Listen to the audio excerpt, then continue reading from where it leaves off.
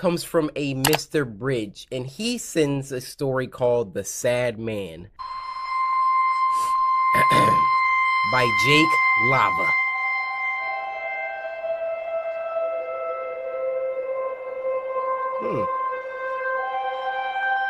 Very strange. Snowing just like it is out. What the freak did you send me, Bridge? Oh, heck no. Why is he floating away? This doesn't make sense. What? Yo, I don't know who toads can do that. I don't think that's natural.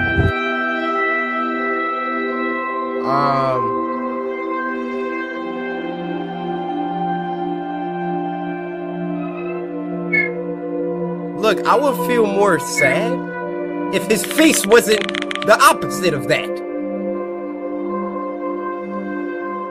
But I guess he's alone. Ew? Is that what he sees in the mirror? Oh, he's wearing a mask. What are you doing? Oh my gosh! Oh my... What the freak are we watching? Oh!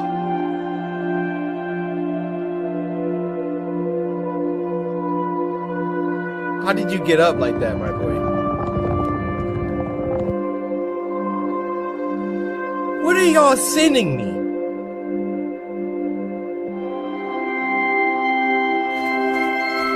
Hey, you're not alone anymore. There you go. This is a friend. Don't kill them. No, he's like, hey man, what happened? Let me help you. Yeah. Please don't kill him. Okay. Look, man, I don't know what's about to happen.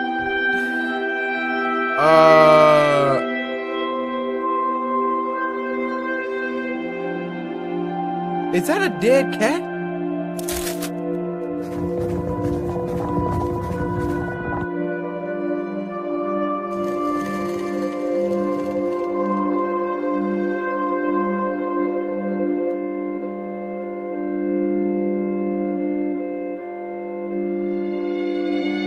What are you doing? What are you doing? What the freak is that? Oh my gosh!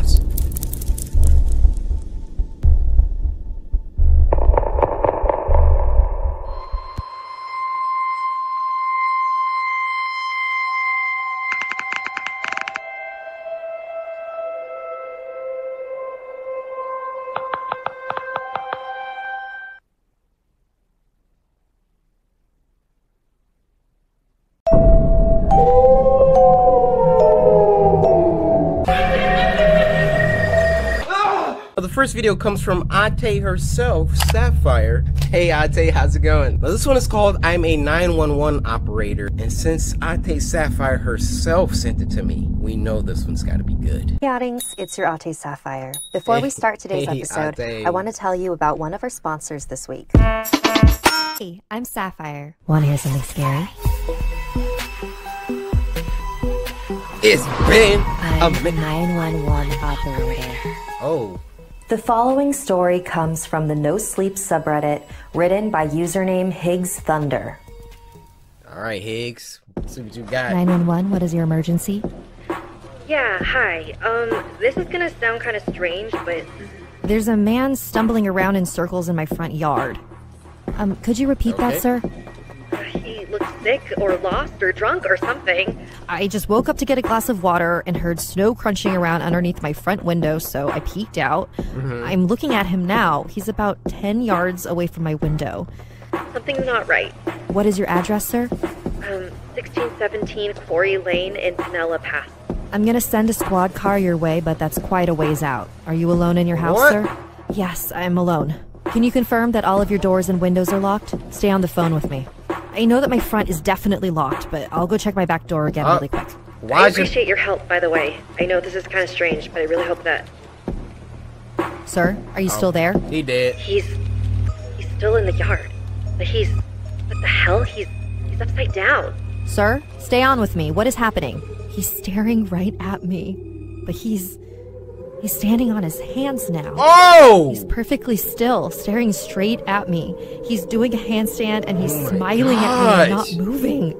He's doing a handstand, sir? I don't know how he's facing me and standing on his hands and he's got this huge smile and he's perfectly still. What the I'ma lose it. Please. Get someone out here now. Sir, I need you to remain calm. I've put out the call and an officer is on his way.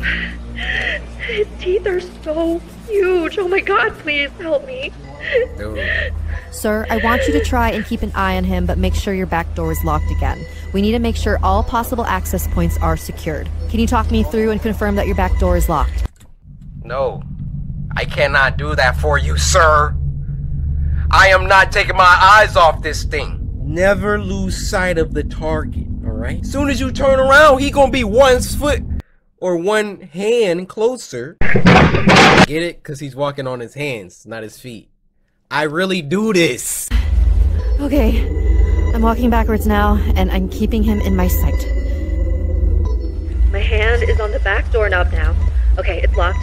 I need to check the deadbolt, so I'm gonna take my eyes off him for a split second. No! Don't take the... Alright, sir. Help is on the way. Just stay on the phone with me. Everything's going to be alright. Sir? He's gone. He's gone. Sir, are you still there? His face. It's up against the glass. Woohoo! Sir, I need you to speak up. Literally! 1 second! I looked away for a split second and now his face is pressed up against my front window. His teeth are huge. He's still smiling. There's no color in his eyes. Jesus, please help me. Why won't it just move? Sir, I need you to go to the nearest room and lock yourself inside of it. Do you have a basement or a bedroom that you can lock yourself in? He won't stop staring. I think he's gonna hurt me. Sir, I need you to listen to me. Lock yourself somewhere safe until the officer arrives at your house. Can you hear me? Yes. Yes. I'm gonna lock myself in my room. And you're positive that you're alone in your house, correct? Yes. I'm alone in the house. Wait a moment. He's moving. He's shaking his head. What? He's telling me no. Oh god, I think he can hear us. He's telling me I'm not alone. Oh my! Sir, are you still there? Can you still hear me? What was that sound? Is everything okay? Sir? Do you hear that mincemeat getting... Oh my gosh, dude. That's a lesson for y'all, man. Never take your eyes off. You know, if you're back against the wall, honestly, you got nothing to lose. Like, you're dead anyway. Honestly, when your back is against the wall like that, let's say like you are home by yourself, the police are not gonna be there for 30 minutes and someone is standing against your glass. You actually think you're gonna have time to stay on the phone until they... No. It's me and you, buddy.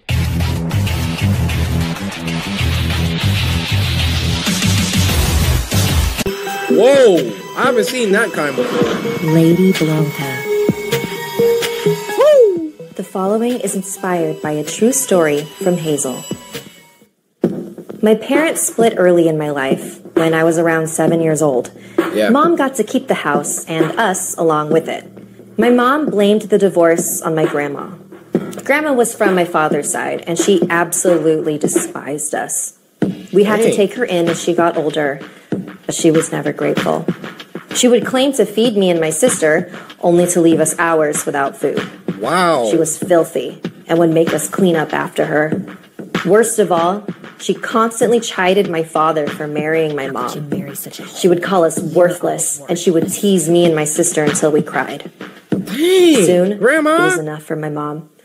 And Dad left, thankfully with Grandma. Hold up. Is that the theme for today? Because I just uploaded another granny video. My guy, is this even an animation? I mean, we're already invested. I'm not sure what to do at this point, but this isn't like an animation.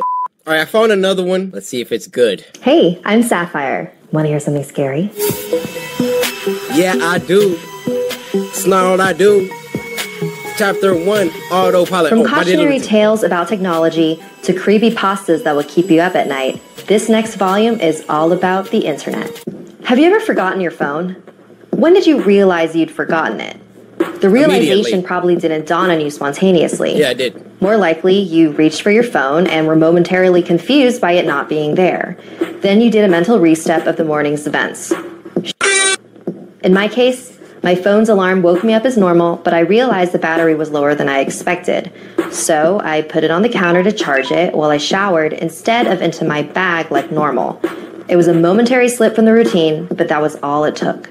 Once in the shower, my brain got back into the routine it follows every morning, and that was it. Forgotten. This wasn't just me being clumsy, as I later researched. This is a recognized brain function. Your brain doesn't just work on one level, it works on many. Like when you're walking somewhere, you think about your destination and avoiding hazards, but you don't think about keeping your legs moving properly.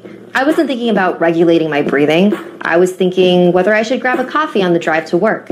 I wasn't thinking about moving my breakfast through my intestines. I was wondering whether I'd finish on time to pick up my daughter Emily from daycare after work or get stuck with another late fee. This is the thing. There's a level of your brain that just deals with the routine so that the rest of the brain can think about other things. Most people call it autopilot, but there's danger there. If you have a break in your routine, your ability to remember and account for the break is only as good as your ability to stop your brain going into routine mode. But I didn't stop my brain entering routine mode. I got in the shower as normal, routine started, exception forgotten, autopilot engaged.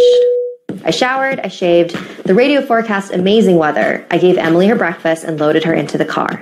She was so adorable that morning. She complained about the bad sun blinding her, saying it stopped her having a little sleep on the way to daycare. That was the routine. It didn't matter that my phone was on the counter, charging silently.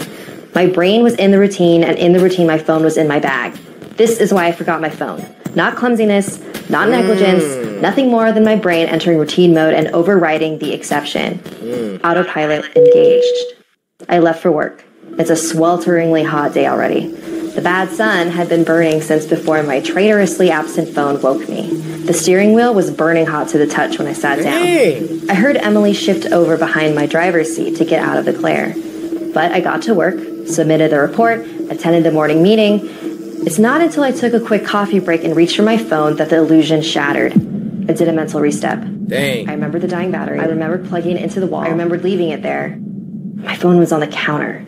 Autopilot disengaged. Again, therein lies the danger. Until you have that moment, the moment you reach for your phone and shatter the illusion, that part of the brain is still in routine mode. The day continued to bake. The morning haze gave way to the relentless fever heat of the afternoon. People swapped coffees for iced smoothies, jackets discarded, sleeves rolled up, ties loosened, brows mopped. The park slowly filled with sunbathers and barbecues. Window frames threatened to warp. The thermometer continued to swell. Thankfully, the offices were air-conditioned. Still cursing myself for forgetting my phone, I drove home. The day's heat had baked the inside of the car, releasing a horrible smell from somewhere. When I arrived on the driveway, the stones crunching comfortingly under my tires, my wife greeted me at the door. "Where's Emily?" As if the phone wasn't bad enough. After everything, I'd left Emily at the daycare after all. I immediately sped back there and started practicing my excuses, wondering vainly if I could charm my way out of a late fee. I saw a piece of paper stuck to the door. "Due to vandalism overnight, please use side door. Today only." Overnight? What? The door was fine this I froze. My knees shook. Vandals. A change in the routine. My phone was on the counter. I hadn't been here this morning. My phone was on the counter. I'd driven past because I was drinking my coffee. I'd not dropped Emily off. My phone was on the counter. She'd moved her seat. I hadn't seen her in the mirror. My phone was on the counter. She'd fallen asleep out of the bad sun. She didn't speak when I drove past her daycare. My phone was on the counter. She changed the routine. My phone was on the counter. She changed the routine and I'd forgotten to drop her off. My phone was on the counter. 9 hours. That car. That baking sun. No water. No power. No help. No help. That heat. A steering wheel too hot to touch. That smell. I walked to the car door. Numb. Shock. I opened the door. My phone was on the counter and my daughter was dead. Autopilot disengaged.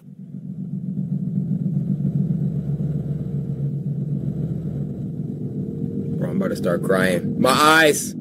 My eyes are watering! Oh my gosh. Bro, this man left his daughter in the car when he went to work for 9 hours. I mean, if he got child locks on, she wouldn't have been able. Oh, parents, don't leave your freaking kids, pets, anything organic inside of a car. I got a quick story. There was this one time this actually happened to me. It wasn't for 9 hours, but my dad, we were in Detroit, like downtown Detroit, and my dad was getting his haircut at this place. He always went to the same raggedy place. He left me in the car because he said, like, in a barber shop, they smoke a lot and blah, blah. So he left me in the car. He was like, be right back, about 20, 25 minutes, which is like even still a long time. Daddy, I'm an adult now, so we don't got to call Child Protective Services, but I was in that car for like 2-3 hours. Alright, so the first Crypt TV film we're watching is called A Door in the Woods. Let's get started. Oh my gosh!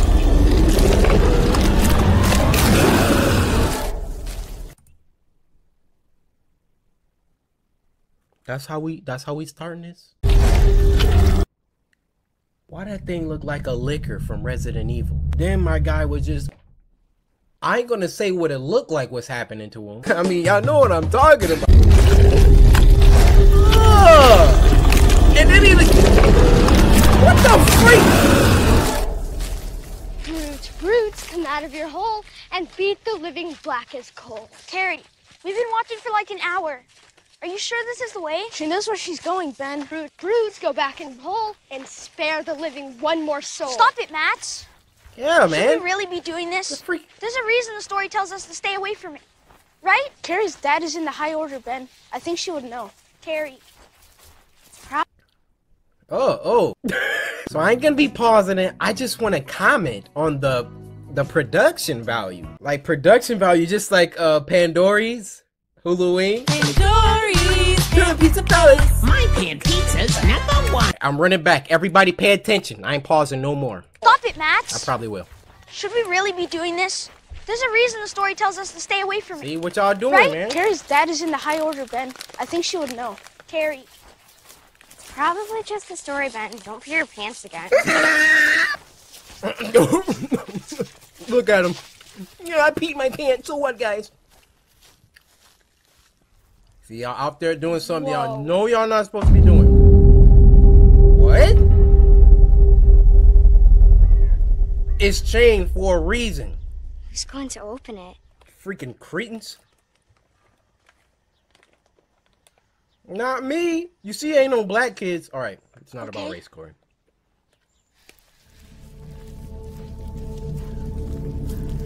Don't do it. Don't do it, man. Kids, they be doing the dumbest thing. You know you ain't supposed to be doing this.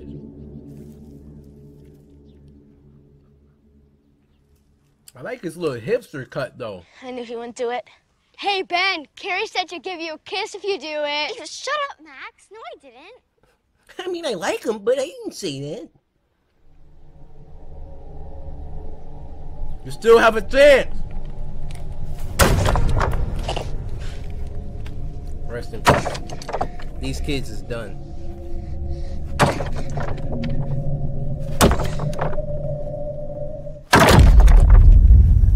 Oh my God.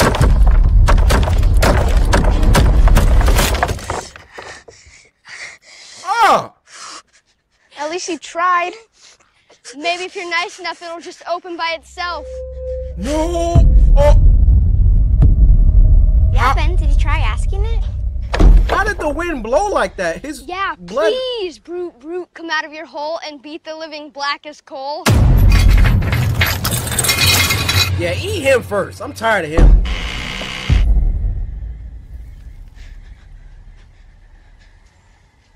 Whoa.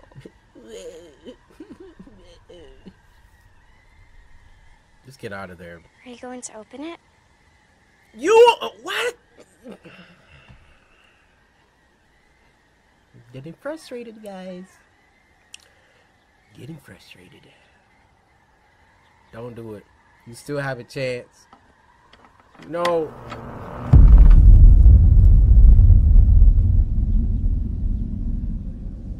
What the?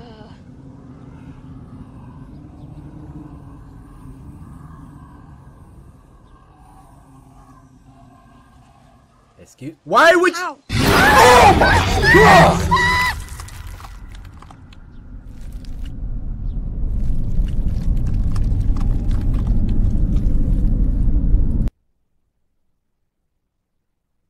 It sounds like they stirring macaroni and cheese in there. Ben? Oh my gosh! Can they show that? Oh! Yo! Look at him hawking him! Who run the slowest? Who run the slowest? Oh my God!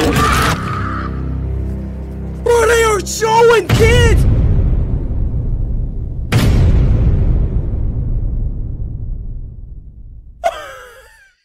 Oh.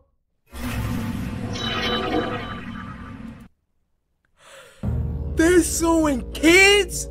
Bro, I thought it was an unwritten rule, okay? You can't kill kids. And if you do, like, you can't show it. Like, I wasn't expecting that. But this? Yo, it was like, Ben, are you okay? Can we get a replay on what happened to Ben?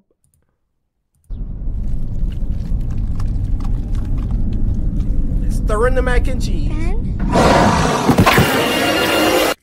Yo, they freaking ragdoll. This first one is a short one called Pringle Advert, and it was uploaded by Pilot Red Sun. Now this was sent to us by Sohail, or Sohail. All of those are wrong. But yo, I appreciate you. All the other samurai, move out the way. I'ma just call you So. So, look at my eyes. You a real one. This is a real one detector. Oh. Are you hungry? Why not have some Pringles? I don't think it's exquisite cuisine. I don't think I need any. Come on in and purchase this chip. Come enjoy these crisps. What's that? You're going to get Doritos instead? Really now? You think you have the audacity to buy another brand of chips? No, you will regret that purchase.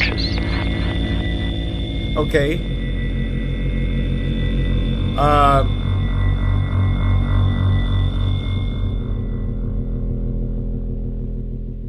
Don't buy Doritos. Buy Pringles. It's called The Chase, and it was uploaded by True Horror Stories POV. So y'all know what that means, right? Get these lights real quick, you know what I'm saying? Hey, set the mood, set the mood. Now this was sent to us by Assistbra, who said, here's your spooky video, Shogun. Thank you so much, I really appreciate it. And you already know what time it is. Your day is not complete without one of these. Here you go, here you go.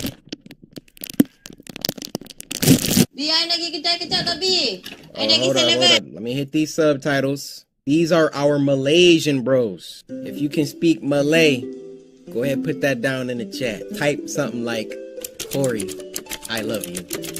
Your videos are amazing. Yeah, that's the one right there. Yeah, I'm heading out to the shop for a while. On a 7-Eleven. Y'all got that? Allah, kucing keluar lagi. Oh, the cat escaped. Freaking cats, dude. Alright. Yo, 7-Eleven worldwide like that? Well, I mean, samurai are also worldwide. Ricky. Meow.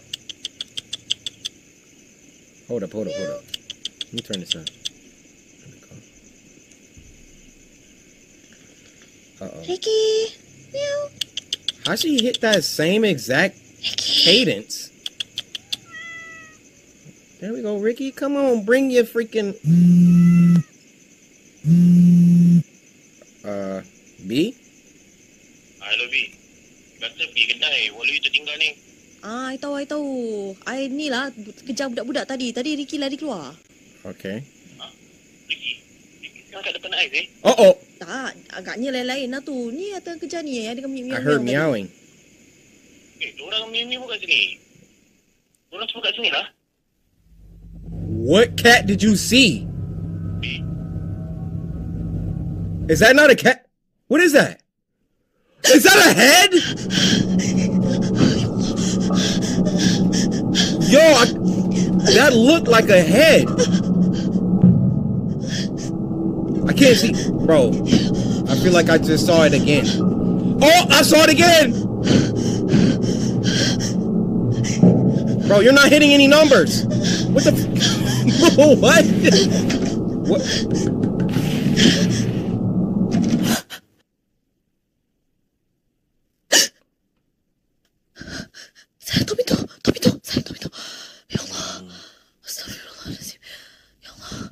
You see the caption?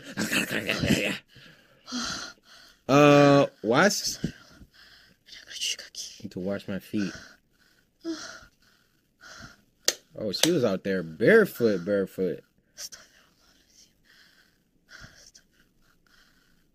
I mean, you already know it's not over, dude. She in the genjutsu right now.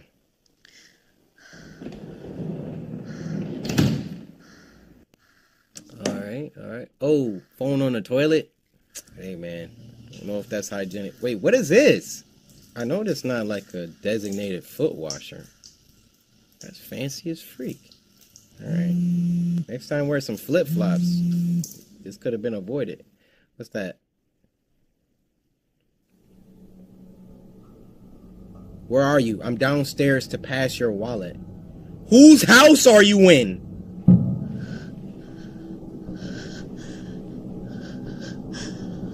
She is in somebody else's house.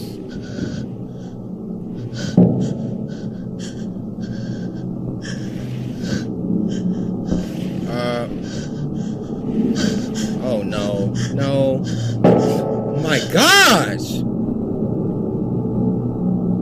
Oh.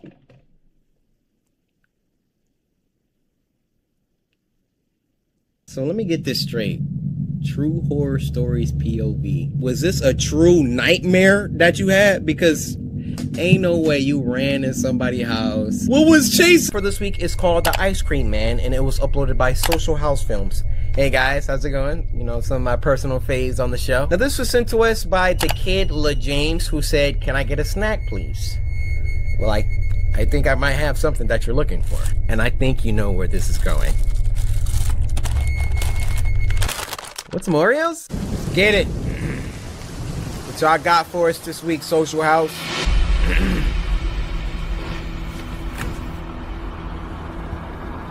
Oh, that's our girl.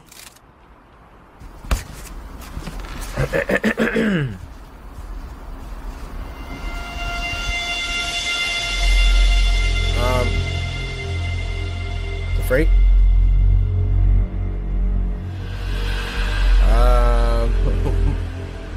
There are some dark... Never mind.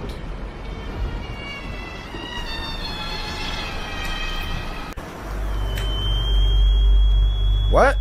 Who lives in the freezer and gives you a treat? He'll haunt you all night. See, this is what happens when you read at a 4th grade reading level. Who lives in the freezer and gives you a treat? He'll haunt you all night the moment you eat. Uh-oh.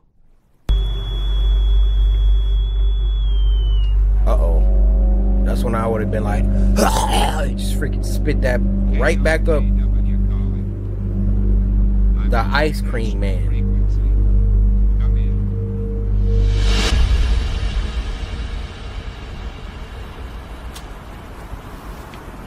Come on. You can't just put that in the trash. Call the police.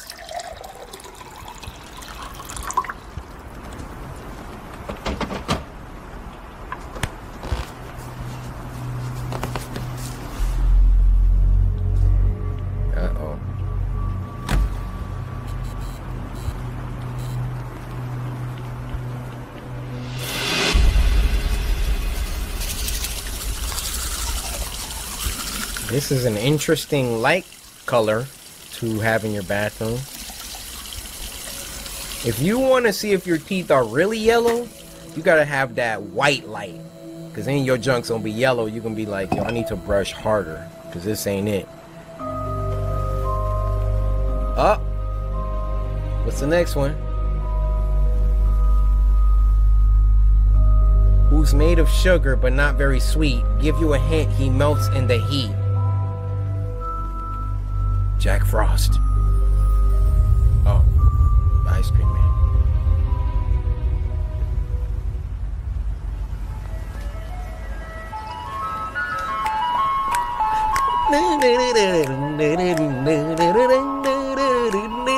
Yo, my childhood memory just got unlocked. See, why you gotta mess up our childhood like this? Hey, lo-fi beat. Somebody put some percussion over this.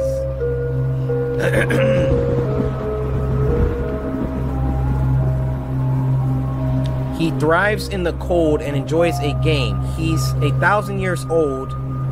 Know his name? The ice cream man.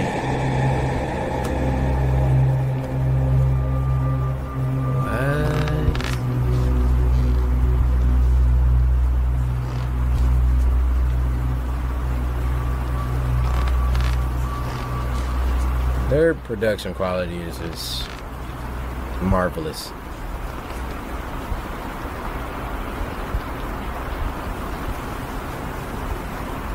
What does that one say? Follow the stick. Let the popsicle guide. I promise you this. There's nowhere to hide.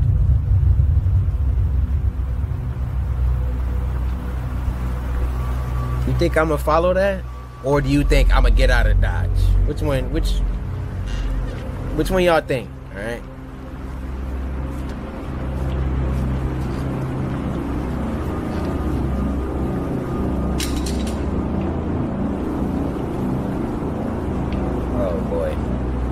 Victoria, you know better than this. You know.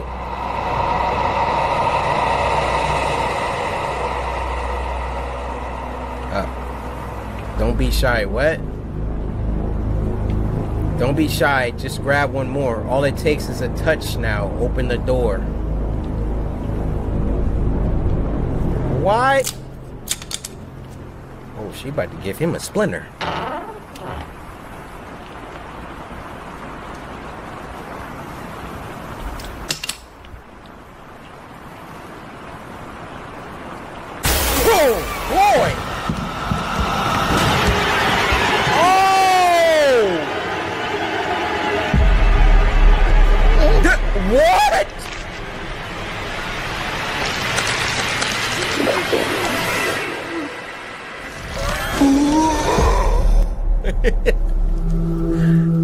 Yo,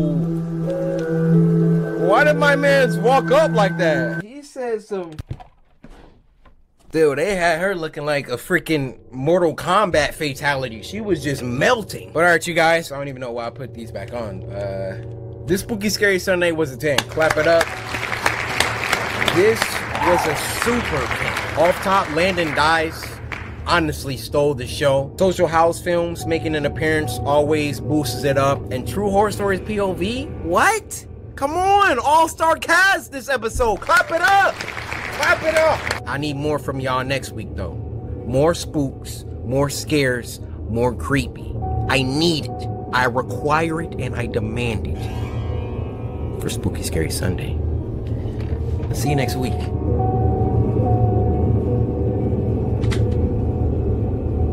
The next one is called Entered Unchained, and it was uploaded by Golden Lane Studio. They make these crazy FNAF animations. Now this was sent to us by Illuminix, who said, hope you enjoyed the animation, so hopefully I will. If I don't, I'm coming for you. By the way, Illuminix, have you happened to somehow slice that like button yet? I'm sure you have. This is already nuts.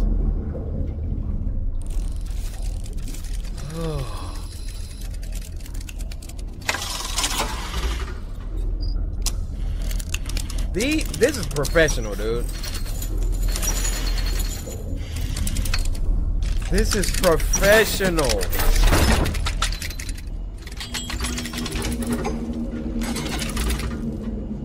Y'all remember?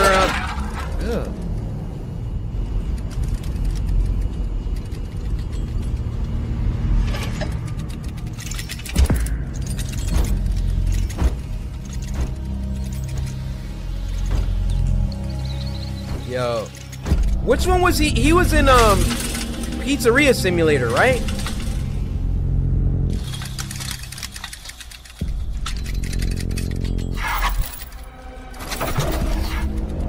Or Sister Location. No, he was in Sister Location. Look!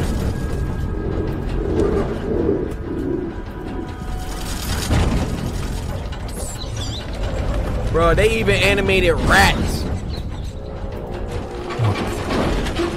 Oh, you're dead.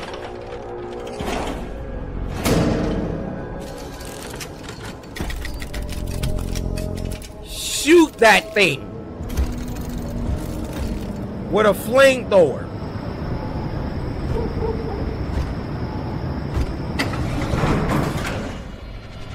Oh, he said, damn. Why would you show yourself to that thing?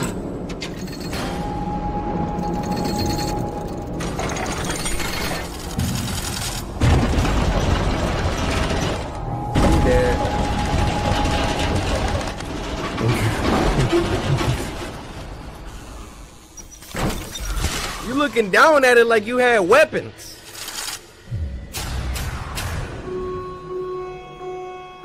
Oh, he got a little heater.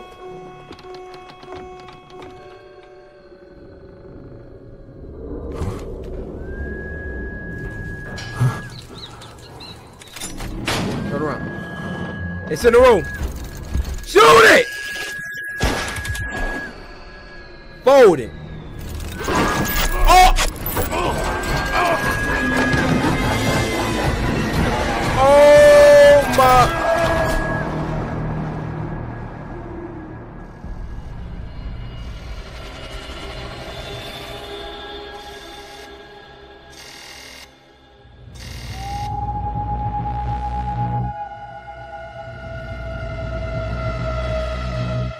Rest in peace to the cop in the chat, please. Well, alright, you guys, we're gonna end this one there. Those were some pretty good ones. I'm gonna give y'all another 9. That's 2 9 weeks in a row, alright? Next week, I want a 10. Scariest videos that you know. Be on a hunt, alright? I need y'all to up the spooks. Spooky Scary Sunday. Alright, first of all, shout out Dead Rising. Best zombie game. I promise it's coming back to the channel. Side note, this shirt was actually made by a samurai. I've been opening mail in the background, but that's not what we're gonna talk about. Spooky Scary Sunday. On a freaking Monday. Bars. I'm going off 2 hours of sleep right now. I just spent about 10 hours editing that Among Us video that dropped on the channel. Please go samurai slice that like button. I went through hours and hours of footage, and that was days ago, like 3 or 4 days ago. So I wanted to get that done. Now we're doing Spooky Scary Sunday on a Monday. If you want to know why this wasn't up yesterday, clearly you don't follow me on Twitter, which is a problem. Long story short, I had a bad day yesterday, got stung by a bee. It was a mess. But we're back.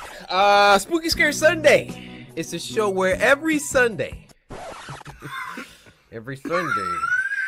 it's freaking Monday, the samurai come together. We have a beautiful time. We dancing, we singing, we screaming. We sit back and we watch some scary videos sent in by you guys via Twitter using the hashtag Spooky Scary Sunday. Go to Twitter, follow me at CoryxKenshin, hashtag Spooky Scary Sunday, and send me a link to the scariest video that you know. And if you get picked, you get a shout out. So sit back, relax, grab some snacks. Go ahead, get you some hot Cheetos, classic, with some Starburst and maybe a Capri Sun or 2. And with that being said, first video. Guys, so the last one for tonight is 2 disturbing horror stories. Llama Arts, I'm a big fan. We went over this, but I gotta say it every time. I'm a big fan. Please don't copyright me. Appreciate you. Okay. Right into it. Over the weekend, about 15 coworkers and myself had our company. Is this the same guy? His voice didn't drop 8 octaves. But y'all know I can also make my voice deep as freak. And when I get up on a mic like this, you know. Trip to the Stanley Hotel in Estes Park, known for being Stephen King's inspiration for The Shining. We took an 8 p.m. ghost tour where we joined about 15 other people to get guided around the property and told stories about its history and creepy things that are said to have happened. We were told to take a lot of pictures, I'm sure to try and capture orbs or ghosts. Many green orbs were caught in pictures, but I don't think anything is as creepy as this photo taken by my coworker. A little girl in a hot pink dress who was definitely not on our tour.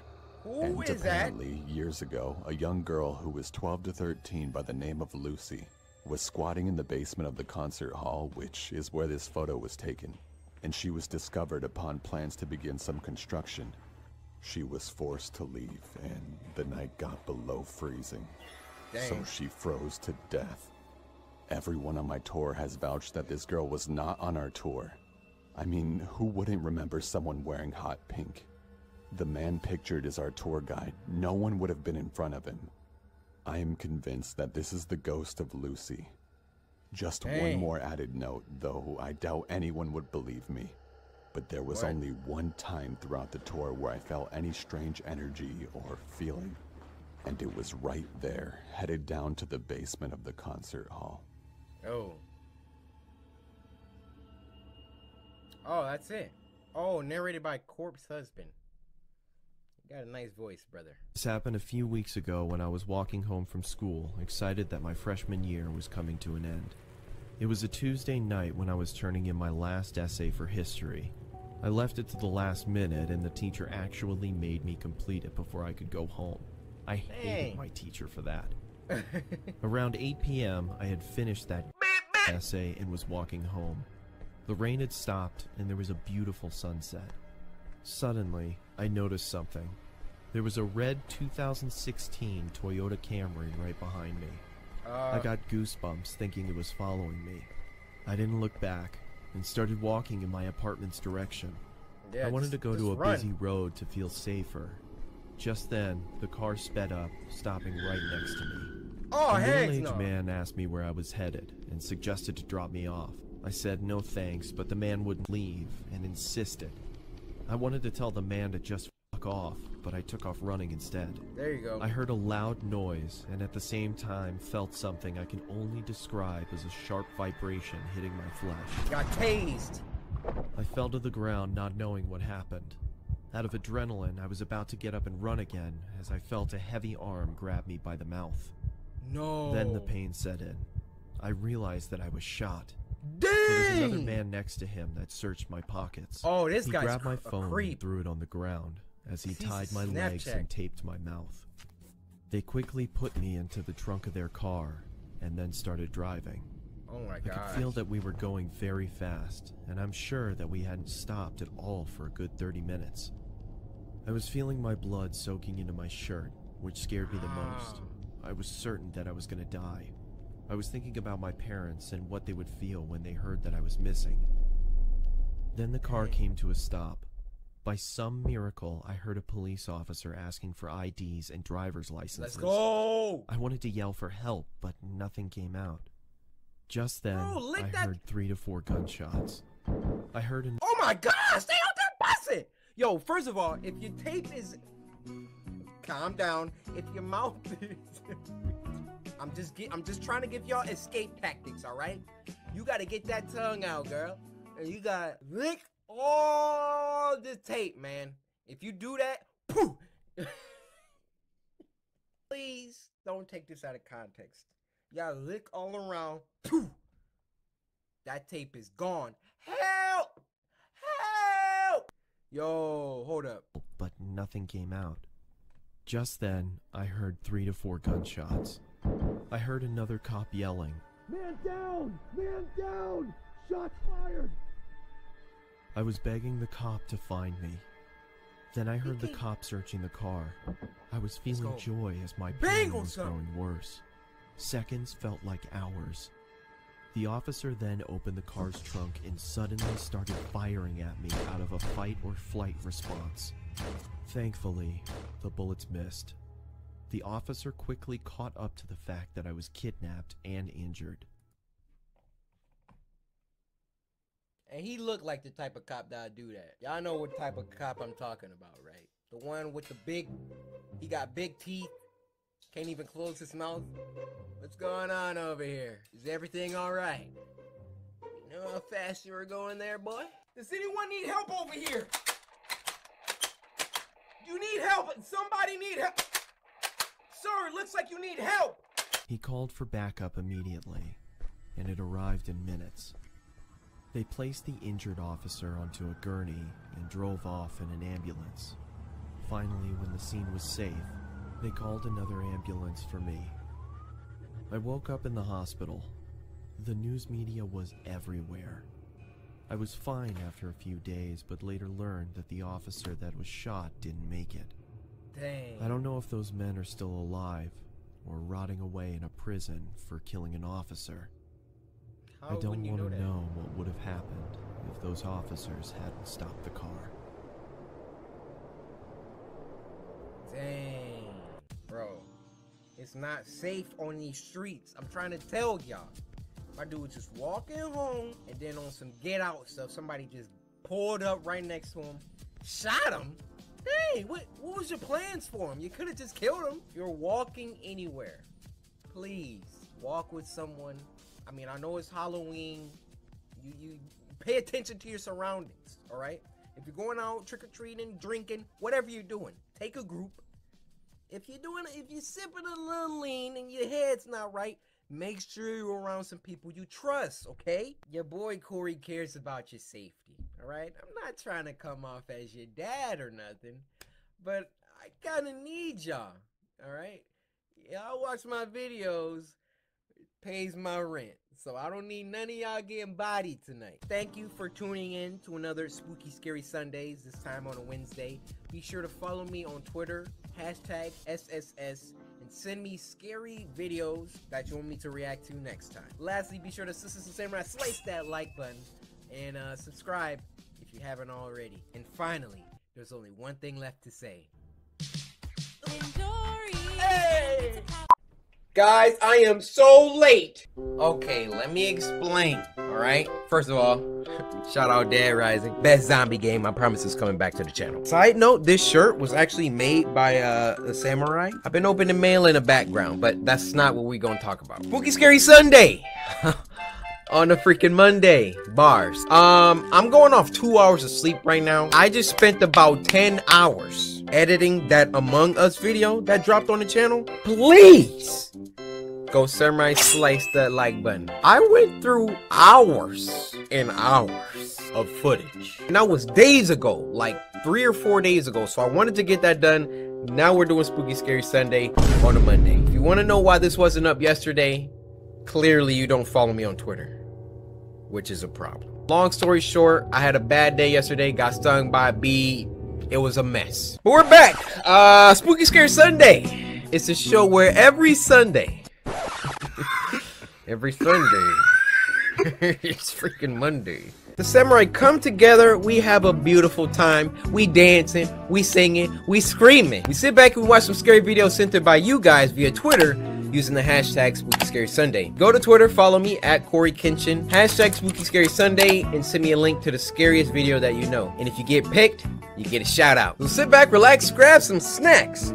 Go ahead, get you some hot Cheetos, classic, with some Starburst and maybe a Capri Sun or two. And with that being said, first, this next one is called Mermaids, and it was uploaded by the GOAT himself, David Ramiro. If y'all don't know who David Ramiro is, I'm talking Pleasant Inn. I'm talking Midnight Snack. I could go on. This was sent to us by Bob Man, so Bob Man. See, I was trying to think of a Bob the Builder joke. Ah! Mermaids. That is not my idea of a mermaid. What's wrong with your arms? Why is your face... Oh my... Ugh!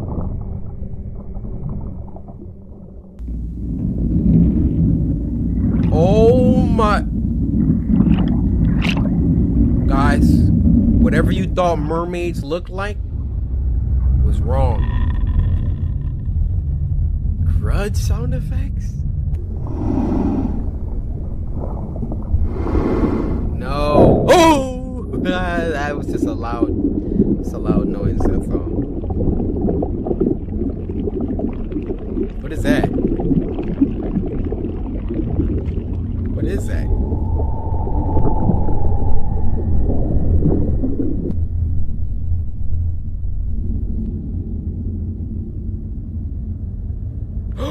Look at the big one! Woo-wee! Now that was unsettling. Y'all know one of my deepest fears is the ocean. Just the thought of being down so deep that the sun's rays cannot reach you anymore. Utter and complete darkness, and then just some huge, massive organism floating towards you. This next one's called Juliana, Scary Story Time. It was uploaded by Snarled. How's it going, Ate? Now, this was sent to us by that one girl. I don't know who she is, but that one girl sent it to us. So, hey, if you that one girl, and if your name isn't that one girl specifically, I'm not speaking to you. You could have went on Twitter. You could have followed me at CoryxKenshin. Hashtag Spooky Scary Sunday and drop the link to this video and would win a trophy and cash prize. That ain't fair. I'm black. A red-headed girl, go get her after the contest tomorrow. The next morning, Dustin and Trevor sat in the back row of the mess hall where the Mr. Summers contest, now renamed Sunny Summers contest. So what happened to Trevor? First of all, what happened to her? Did some freaking coyotes find her? And just for this week, it's called Pleasant Inn, and it was uploaded by David Romero. David Romero has a lot of good stuff, I'm noticing. Now this was sent to us by Ronin Sean, who said, I'm also a fan of Goku. Well, if you're a fan of Goku, then you know what this move is called.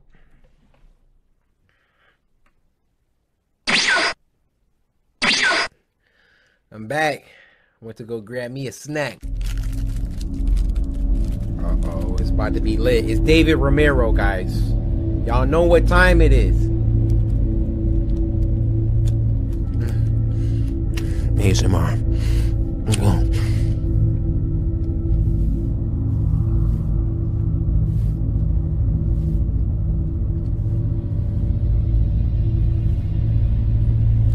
Unsettling off rip.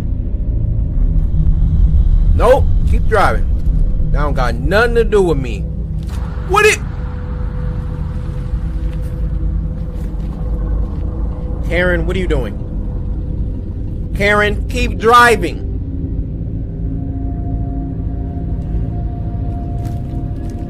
Ain't mind your business, huh, Karen?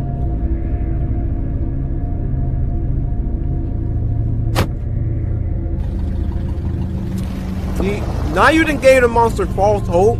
Now he coming after you. Or she.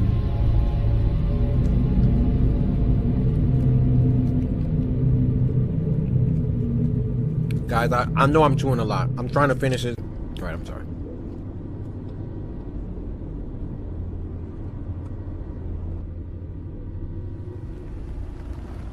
Let me in.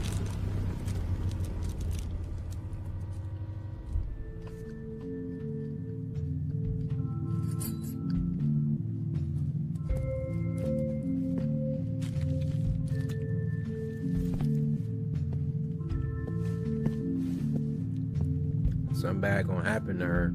She shouldn't have stopped. I would have acted like I didn't even see it.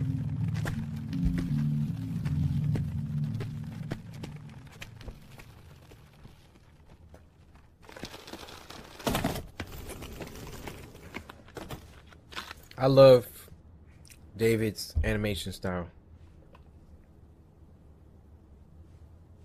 Hey! What's going on? What's the point of that? That character's gonna be important.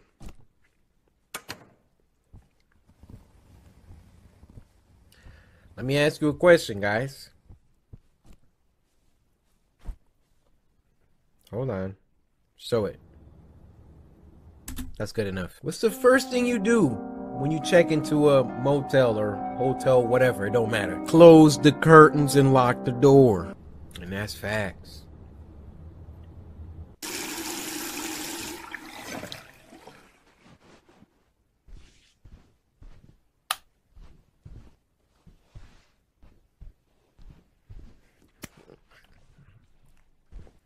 Y'all lucky I don't have long hair. I will be flexing it all the time. What's going on?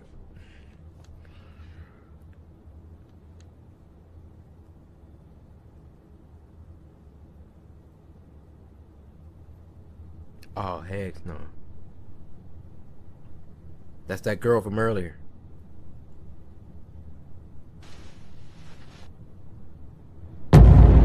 Oh! Nope.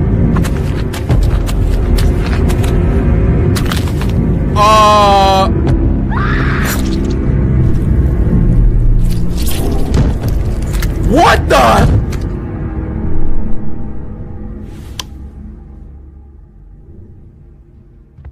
Your dang curtains is open.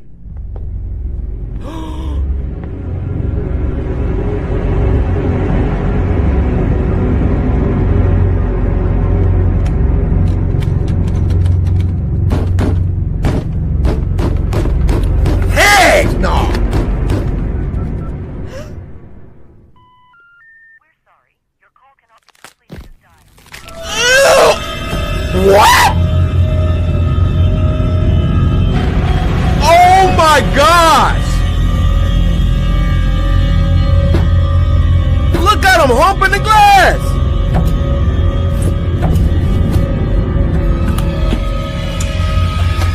Yup.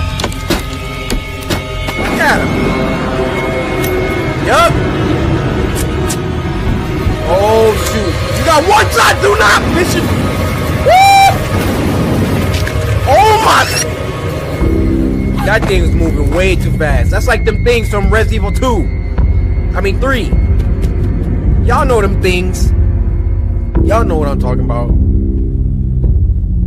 If you ain't on my series, I'm disappointed with you. That guy's head's gone. It's all because you stopped, lady.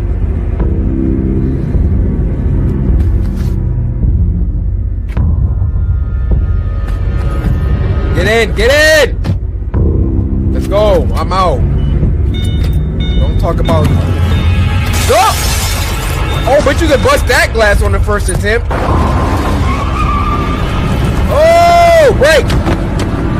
Oh! Let's go. Let's go. I'm driving to Mexico.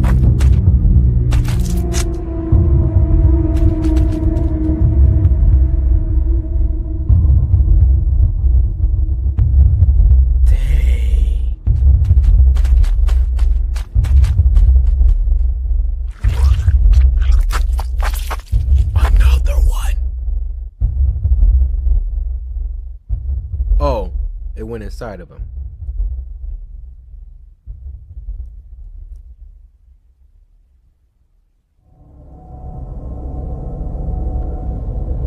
Heck, nah, man. I bet the next time you... See? Oh my gosh, he stopped.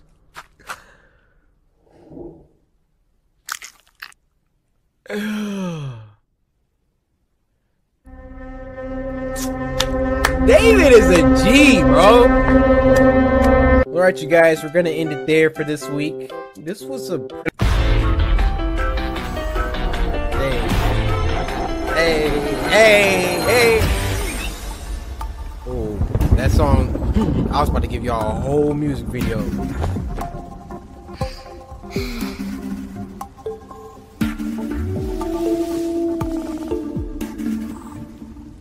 I like this animation. Bruh, you could fit a whole skateboard in between his two legs. It's just thunder. Y'all gonna worry, we'll learn about that in a couple thousand years.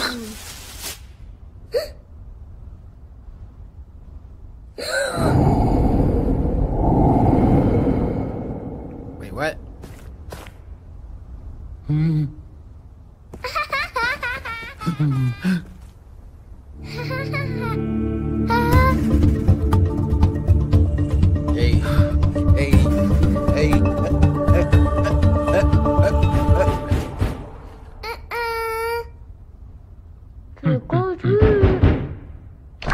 How do y'all know about trick or treat?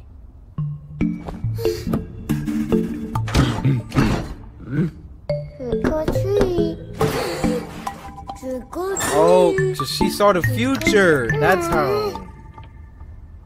Bruh, if this man don't put his nipple away, about to make this a rated R flick. Why your nipple so pronounced?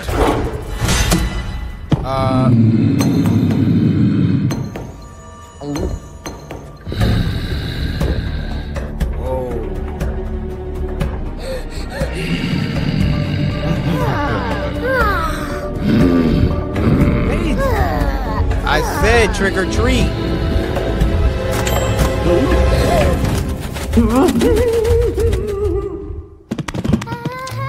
Hey, let's get it.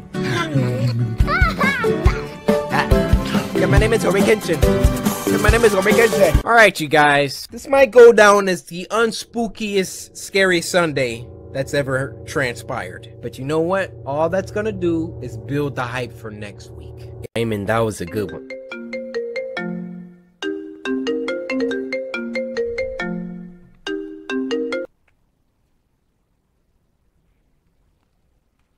Hello?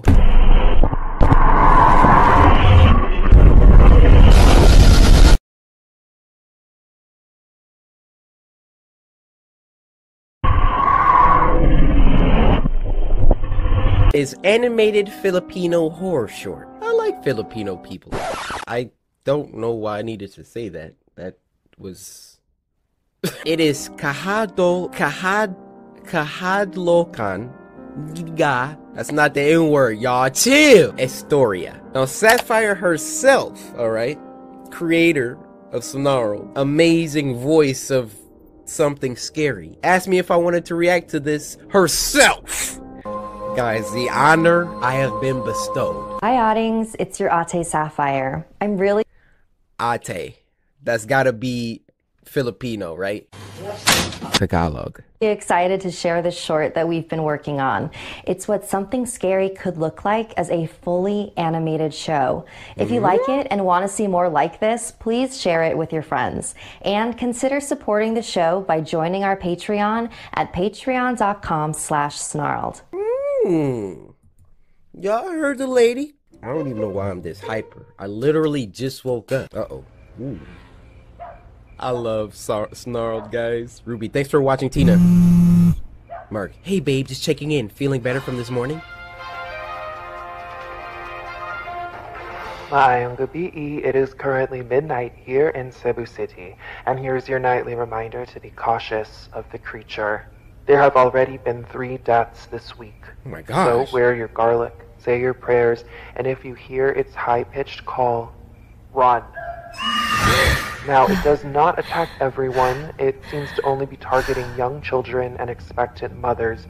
So please keep your children and any pregnant women you know safe. I'm Annabelle Cruz with the Nightly News. How you gonna do that without a heater? Alright. We might need our RPG for this.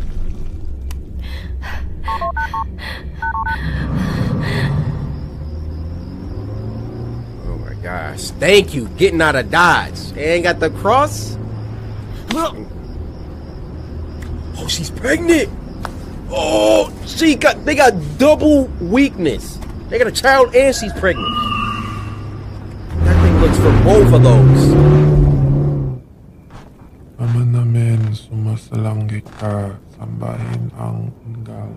Who knows Tagalog? Help us! Oh, he doing a voodoo chant. Facts. Okay, maybe not facts. Hey, sorry for not responding earlier. Been busy keeping Tina safe. We're good. Staying at her Lola's tonight. Alright. Safe and sound. No trouble here, people. Oh, what the frick is that? What? Why are they jiggling?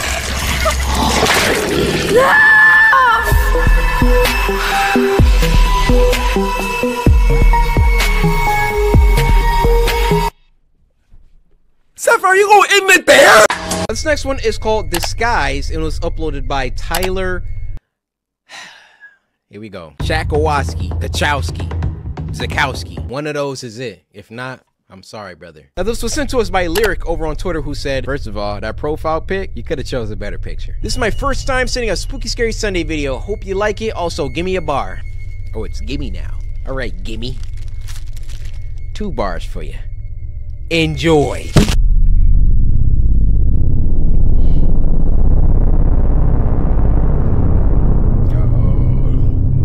They letting us know it's about to be serious. Disguise.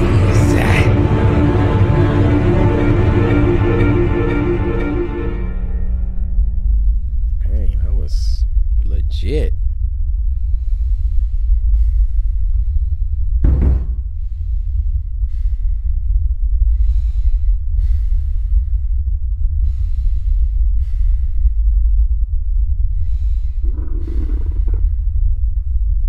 Somebody hungry, or did diarrhea just vacate? Jason. Jason.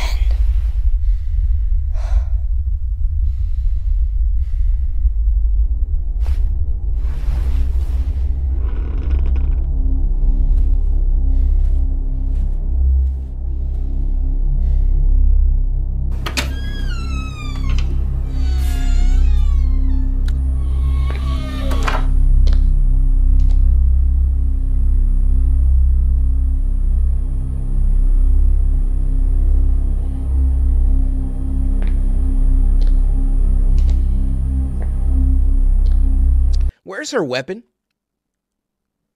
All right. What are you going to do if you do come across someone? Tip number 1.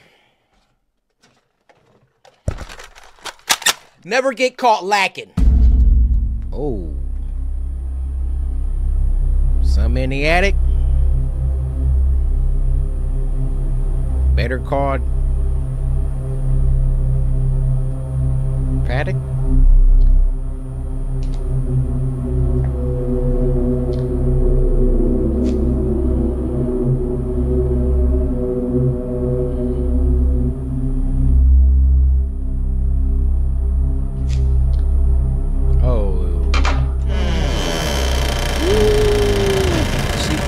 Fire! You going up, no weapons, no flashlight, nothing?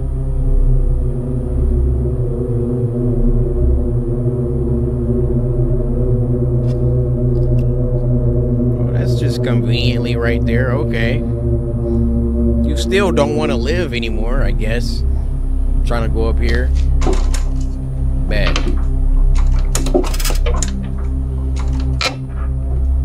That's gonna be a problem.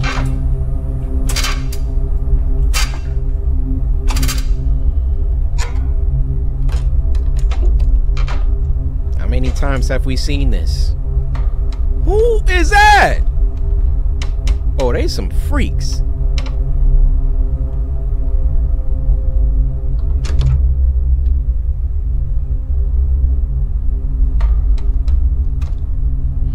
Dude, y'all remember when I went in my attic that one time? Okay, I got it.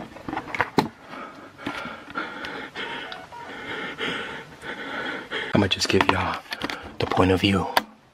shoot, I don't have any more steps. I'm gonna just stand on this.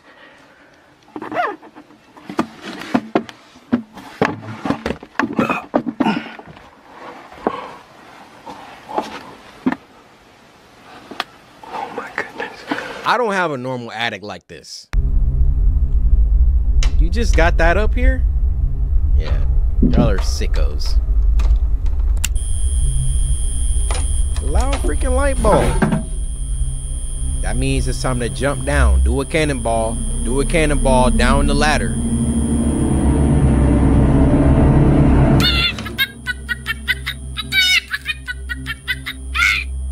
Unprompted? And you're still up there. Guys.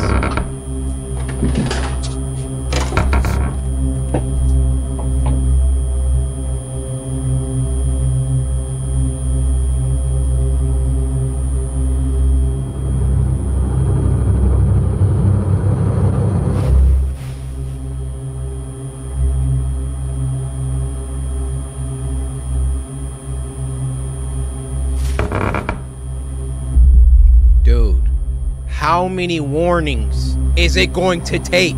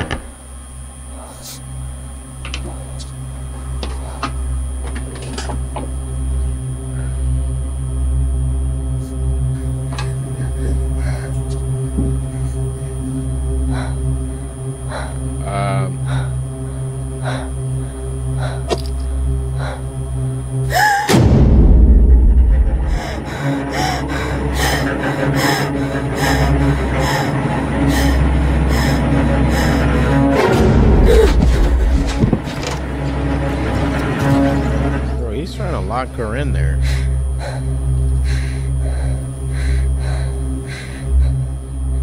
Okay. Okay. Okay, what? Nothing about this is okay.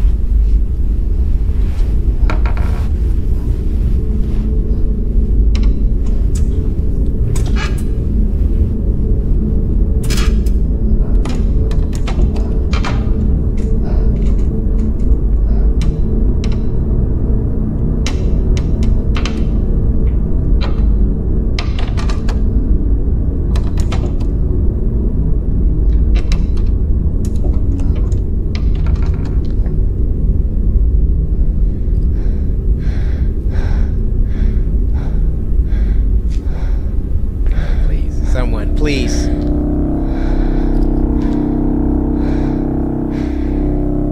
She about to roll him to death. You got a plastic ore? That's your weapon? I want to play a game. Aren't you supposed to have a TV with you? Or a recorder? Smack him on the head.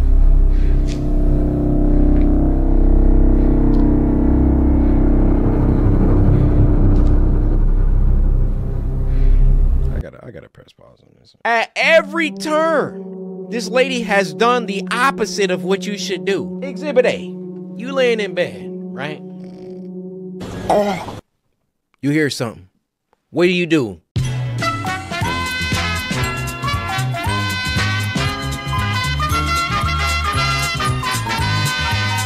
For those who chose C, what the frick is wrong with you? Now, for the people that chose D, good job.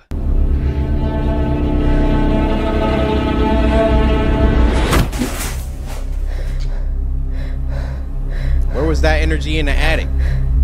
Where was that energy at the start of this video, actually?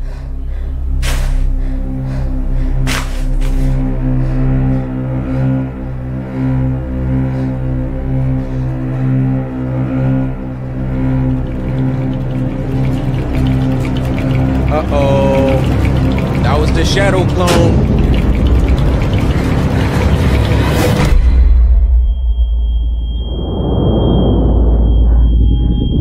It was her the whole time.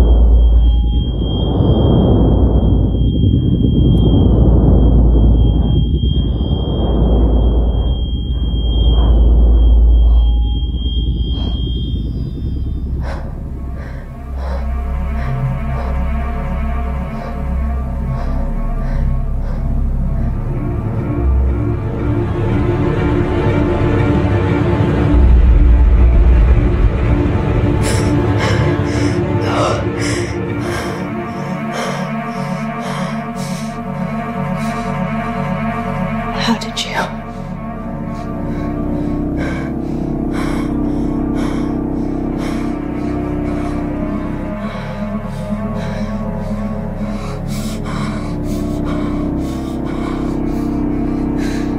Your life was mine. I took it from you. I'm taking it back.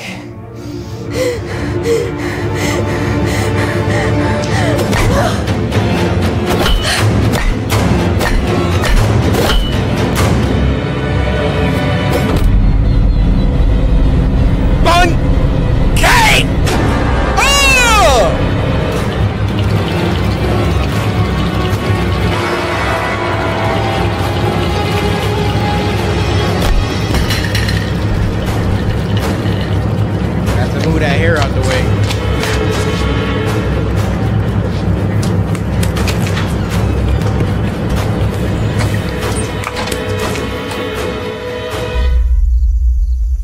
Ah, freak. Somebody that got your identity, she could just start twerking in the streets and people think it's you.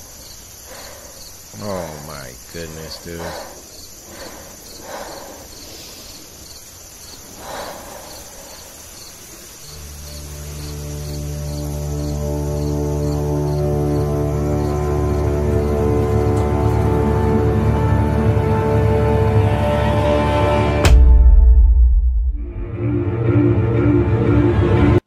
That is very strange. This next one's called My Creepy Coworker Has a Crush on Me, and it was uploaded by Stephen D.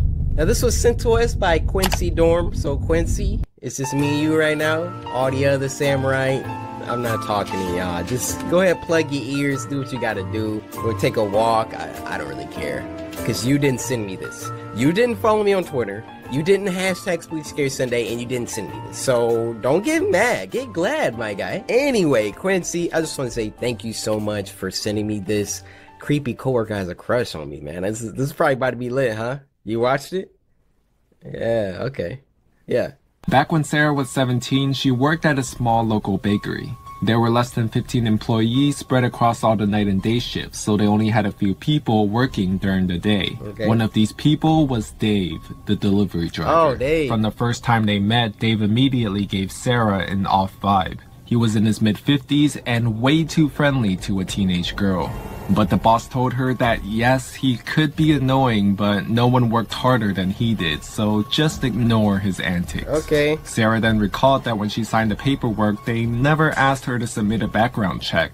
And in hindsight, that should have been red flag number 2. Dang. Over the course of the year or so that she worked with Dave, Sarah tried very hard to ignore him. He was rarely outright creepy, but he was always just a bit too friendly. He would stick around long after his shift was over to talk to her and another pastry chef. He always wanted to lick the bowl after she finished making Rice Krispie treats. He would always stand in front of the racks or equipments or ingredients just enough that sometimes her hand would brush him while reaching for something. Get back! Dave always stood just a little too close. Dave was constantly asking Sarah about her life. What she liked, what she did for fun, if she had a boyfriend. Almost daily, he would tell her how a nice girl like her should have a boyfriend. How maybe a boyfriend would be... Unhand me, you troglodyte! Sarah let this slide because sometimes older people can say things that were meant differently in their time. But then it was the concert invites. Every other week he had tickets to one concert or another. Once he figured out Sarah's favorite genre of music, it was almost exclusively tickets. Look Look how slick my dude was. Look how slick he was. Or another. Once he figured out Sarah's favorite genre of music, it was... This is how I used to walk by my crush in high school. Oh, she likes Lost, huh? Okay, I'll talk about that next time. Was almost exclusively tickets to bands she desperately wanted to see. Dang. But she also knew that she should not go anywhere with him. Then her birthday came. He bought her a t-shirt and it was 2 sizes too small. He told her to try it on after work and text him a photo. And proceeded to give Sarah his phone number. He didn't ask for her number. She said no. He asked the other pastry chef for her number, but she had her back and refused as well. He also brought 2 tickets from another band that Sarah had been wanting to see. VIP section, 21 plus only. He said he could get her in. She just had to go with him and him alone. This continued for a while. Sarah brought it up to one of her bosses, but they laughed it off as, oh, classic Dave. When he wanted a hug on his birthday and hugged her without consent, there's Dave for you. Offering to get her booze or pot? Oh, Dave, you scamp. When he pulled up his shirt and showed his abdominal scar from a snowboarding accident? Well, that's just Dave. No respect for boundaries. But he was a good worker. Sarah even considered having one of her big, strong male friends come in under the guise of being her boyfriend just to placate Dave. She was repulsed by him, but he hadn't really done anything to classify himself as a predator. Besides asking for her number, he had never tried to straight up harass her, and besides the odd hug or two that she was too shy and afraid to refuse, he hadn't gotten super physical. Speak up. Then one day, Dave was gone. His name disappeared from the employee roster. Sarah's boss asked to see her in the office. She informed her that Dave was no longer employed at the business. Dave had been fired. He was fired because Dave was a convicted sex offender. There is one count kidnapping a minor from the mid-90s and another count that she doesn't want to think about. They had never background checked him, and when they contacted a friend in the police department, they found out that Dave had been lying on lots of paperwork, hiding the fact that he was a convicted felon and not notifying anyone when he moved. Once they brought this information to the police department's attention, they had a few more charges to add. They found out because apparently he had been stalking and harassing one of the clients he delivered to. After his termination, Dave showed up to work one day. He had a weapon with him, but Sarah never found out what he had. They told him to leave or the police would be called, and he ended up leaving in handcuffs. Sarah was extremely relieved that she wasn't there that day. It's been a while since she worked at the bakery, but sometimes she still thinks about how badly things could have gotten had she gone to even one of those concerts with him. My God. Now that we know, bro, the sound effects in this story, you put those sound effects to anything, it gets scary. Guys, this morning I went downstairs. It was a long night. I woke up very hungry. There's only one breakfast food that could satisfy my empty stomach. It was cereal. I went to the pantry, grabbed a box. Grabbed a bowl with a spoon. Poured some Frosted Flakes into the bowl. They looked delicious. I went over to the fridge, grabbed a carton of milk. It was empty. It's called Pizza Delivery Story 3, and it was uploaded by one of the most goated animators, Llama Arts. How you been? Now this was sent to us by Kristen Mells, who said nothing. Wow. You didn't want to talk to me, Kristen? I could have had like a little personal moment. Actually, you know what, Kristen? I'ma create our moment. Okay, you didn't have to say nothing. I get it. You're shy, right? You probably didn't know what to type after that. Well, this song is dedicated to you, Kristen Mells. Kristen Mills. Thank you. Yo, we haven't watched the Llama Arts in a minute. This happened in April of 2021. Okay. My region hadn't been hit so hard by COVID, so most aspects of our lives were normal. I had graduated in 2020 and I needed a job. I was 18 at the time, almost 19. I wasn't studying and I didn't know what the hell to do with my life. So in March, I got a job at Pizza Hut as a delivery driver and kitchen hand. Respect. The night... I know some of y'all 18, 19, 20, young 20s. Y'all in that stage where it's like you graduated high school, maybe you want to go to college, maybe not. You just don't really know what you want to do. But respect to this guy and anybody who at least is working, at least is putting together a plan. It's okay to not know what you want to do, but as long as you're making moves, all right, you're out here at least trying to grind something to get closer to where you want to be, much respect. You think this dude want to work at Pizza Hut sweeping the freaking dirty floors after people? But that's just a temporary situation. Let's see what happens with this guy. It seemed normal. It was one of those days that didn't seem like anything interesting would happen, but those are always the days when the unexpected happens, you know? Yeah. It was around 10:30 on a Saturday night. We closed at 11, so it was just me and my boss during the last hour. Okay. As usual, we got a late order. It was close, and I had finished mopping and sweeping the floor, so it was no hassle. My boss was always prepared for a million orders to come at the last minute, so he asked me to do it as fast as possible. Right. The restaurant was located in a plaza on the main road. The traffic was consistently heavy on a Saturday, so I avoided the main road and took the side exit. Even though the plaza was in one of the busiest parts of town, this street, however, was always so dark and empty. This street was also really long, so all you could see were the traffic lights about 500 meters ahead. Dang. Something was confusing me, though. Like my eyes were playing tricks on me. There was this black shadow blocking part of the lights, and there was this metallic object shining in the light above, bobbing up and down like it was floating. As I got closer, I could see the bottom of this dark silhouette. It looked like it was walking. So I approached with caution, preparing to brake or swerve. I got close enough to see this person was dressed in a long coat with a hood similar to a cowl, I can see. which is unusual where I live. Is that death? I turned my car lights on bright and honked my horn, hoping that they'd move to the side or something. But they didn't even flinch. Bro. Finally, I got close enough to see that it was some asshole dressed as death. What is my dude honking at him for? He's on the sidewalk. Bruh. He's not even in the street. Like, we got Grim from Billy and Mandy over here. He just minding his business. You're just a non-driver, that's all. Carrying a scythe. Something was odd, though. People, even if they are on the sidewalk, usually look over their shoulder at an approaching car. I mean, they don't have to. They didn't.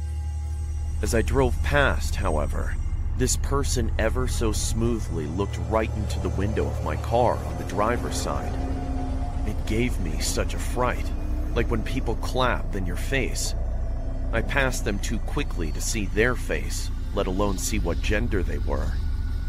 After I passed them, I looked into my rearview mirror trying to see them, but it was so dark. I stopped at the traffic lights, and that's when I started to panic. I remember those scary clown guys who used to block people's path and tap on car windows. They could get ran over. I went through the red. No one was on this road anyway. I pulled over to the side and tried calling the cops at the station, just in case some... What? Bro! You mean to tell me this is a male Karen? At the very least, we got somebody dressed as the Grim Reaper, standing on the sidewalk, minding their business, not doing nothing, and then they just give you a quick little glance. You got a little scared because you all... If you would have just kept your eyes on the road to begin with, you probably wouldn't even seen them, much less paying like 99% of your attention to them. Now you gonna call the cops? This is crazy so far. Somebody hits them, but no one answered. I remembered my boss told me to hurry, so I just went on with the delivery. Deliver your pizza, bro! I got to the house and parked on the side of the road, and I gave the people their pizza. It's always awkward handing over the pizza in silence, so to make conversation, I told them what I saw. Bro, this protagonist delivering a pizza? What do you mean it's awkward? Bro, take your freaking pizza. Yeah, that'll be $17.84. Take the money, go. This dude was like...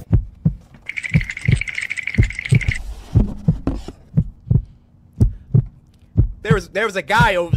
They laughed and said that it was probably someone making a TikTok. I laughed as well.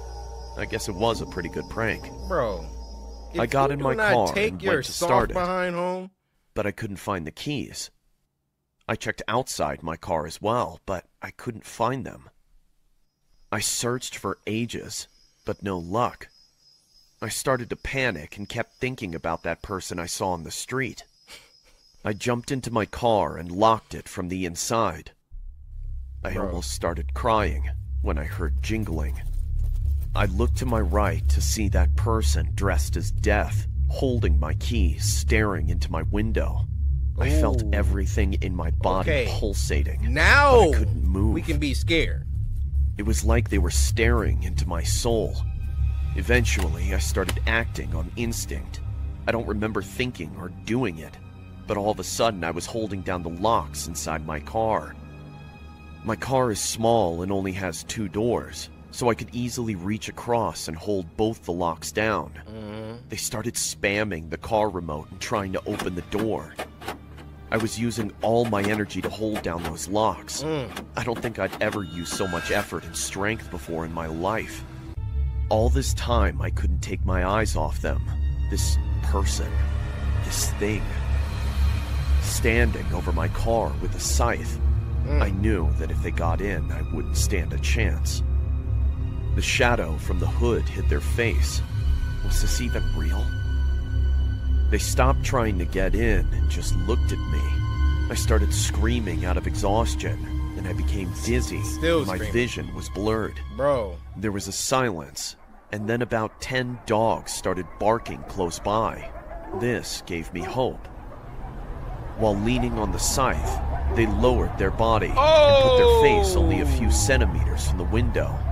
Finally, I could see this person had covered themselves with a skull mask. We both froze and just stared at each other. I couldn't help but look into their eyes. The eyes. There was something unnerving about them. They didn't look like they were holding in laughter, like it was a prank. Through this creepy skull mask, no, that's creepy. I saw that they just looked curious, like how a little kid looks at an animal in the zoo. I shut my eyes and started calling for help. I had been screaming for so long. Why couldn't anyone hear me? Bro. I feared. He's still in a driveway of the house he just delivered the pizza to, right? Here's what I'm about to do. Now, I got like the reflexes of a cornered cheetah, okay? He's like stretched out, got his foot on the passenger door. I'm opening the door, doing a quick spin out of the freaking car while I'm airborne, hitting a quick tatsu to close the door, running to the freaking front door of the house that I'm at, lowering my shoulder, crashing through, running up the stairs, doing a front flip into the bedroom of the family of the pizza I just delivered, landing in the center of the 2 people that are in the bed, and I'm gonna be like, the door. What? I'm telling you. I remembered my phone had Google Assist. With my hands still in the locks, I tried my luck and said, "Hey, call 000." It worked. What's that? And my phone contacted emergency services. I could not describe the feeling I got hearing the voice of the operator on the other line. I heard the blunt jingle of keys dropping. I opened my eyes, and the person dressed as Death had disappeared. I tried looking around, but I didn't want to move. I just spoke to the lady on the line while holding the locks. She told me to keep doing what I was doing, and that she was sending the police. I waited on the line with her until the police arrived. It felt like hours, but it was only around 10 minutes. I told them what had happened. Because the person was threatening and I feared for my safety, I was required to make a formal statement to the station. They told me they'd keep it on file. The officers spoke to the people in the neighborhood, and none of them heard me scream or saw anything, and they were used to the dogs going off at night. I found my keys around 2 meters from my car. I called my boss, and the officers followed me back to my work, where I signed out. I then followed them to the police station. I called my parents, and they took my statement. It was almost 1 a.m. when it was finally finished. Dang. This was a couple of months ago, but sometimes it feels like I'm going crazy. It was probably some messing with me, but they just looked so curious, like they were studying me. Or they enjoyed watching me feel helpless and terrified. I still do deliveries, but I never leave my keys in the car. Should never do that to begin with. Wow, that was kind of crazy. You know, the whole time I was thinking it was like a supernatural thing. I don't know why the cloak, and when he was first driving up on it, I thought it was like death. But it was a guy in a mask. If he wanted to like kill this guy so bad, why didn't he just break the window of the car? And why did he want to kill him so bad to begin with? Probably because he wasn't minding his own business. It's called Screenshot, and it was uploaded by Leonardo Roque Machado. This was sent to us by the Batman, who had no words. Obviously not, because he's Batman. He doesn't really talk. This is how he talks. Batman will beat you until your spine is dislocated and you can't even speak, and then ask you, where's the Joker at?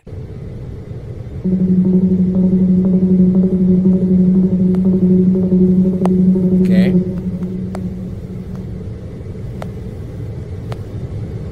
Double tap. Okay, okay.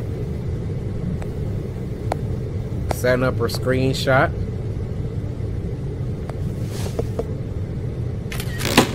Huh? Bro, it's loud as freak. You not gonna see how did that just happen?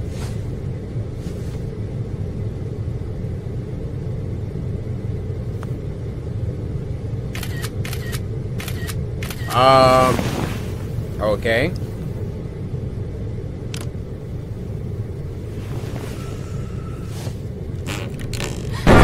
My God! Stop!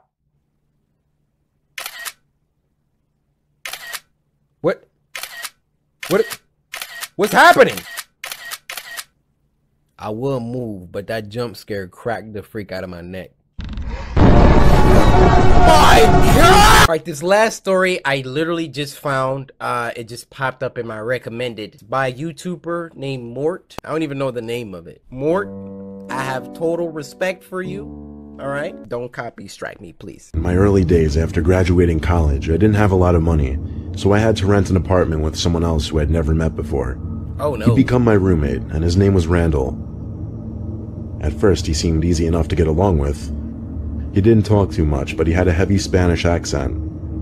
Okay. The room I'd be getting was already furnished, and that was one of the appealing factors to this apartment. It had a twin-sized bed tucked in the corner, a nice-sized dresser, a closet, and a TV stand in another corner of the room. Okay. There were a bunch of stuffed animals sitting on the dresser, though, which I found a bit odd. Most notably, a big teddy bear facing the bed. When I asked Randall about the stuffed animals, he gave a really loud laugh and said his room had the same thing. He recommended I leave them be as to show respect to the landlord. I already know what's popping. First of all, I strongly would dissuade any woman from rooming with a random man that they just met, okay? Second of all, it's a camera in that bear, so when you getting on naked, let me pop that bra off. He got a full view, girl. It's facts. I speak facts. I didn't really talk to Randall much that first day other than that. I spent most of my time unpacking my clothes and supplies and setting up my TV. When I was laying in the bed watching TV that night, I thought I heard something. It was a very brief noise, but it was definitely audible, and it sounded like some kind of small electronic component.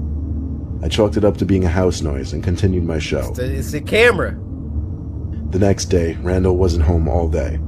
I didn't know if or where he worked, but I just assumed he was at work. That night, when I was in my room watching TV, I heard the front door open, and Randall walked through the hall to his room before shutting the door. A little later, I was getting changed into my pajamas, and I heard the same sound from the night before. This time without the TV noise in the background, so I heard it much clearer. Oh, heck no. It was definitely some kind of electronic device, but I didn't know what or where. It still didn't seem like a big deal, so I got into my bed and started reading my current book at the time, then went to sleep. The next day, I saw Randall when I came home after work. Oh, what are you doing? He asked me what book I was reading. At first, I didn't get the question, but then he said he was talking about the book that I was reading in my room. I looked at him in silence and confusion. I asked him how he knew I was reading a book, and he said in his heavy Spanish accent that he had to go into my room just to take something out that he left in there, and that's when he noticed the book. What was you in my room for? I asked him nicely not to go into my room anymore.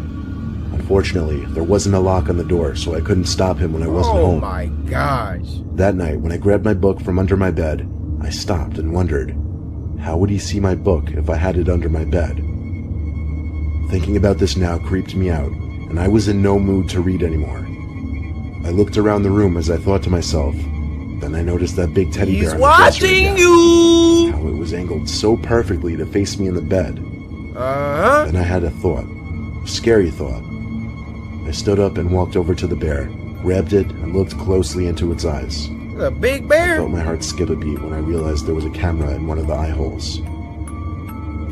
I threw the thing into the corner of the room and went to Randall's door and tried opening it.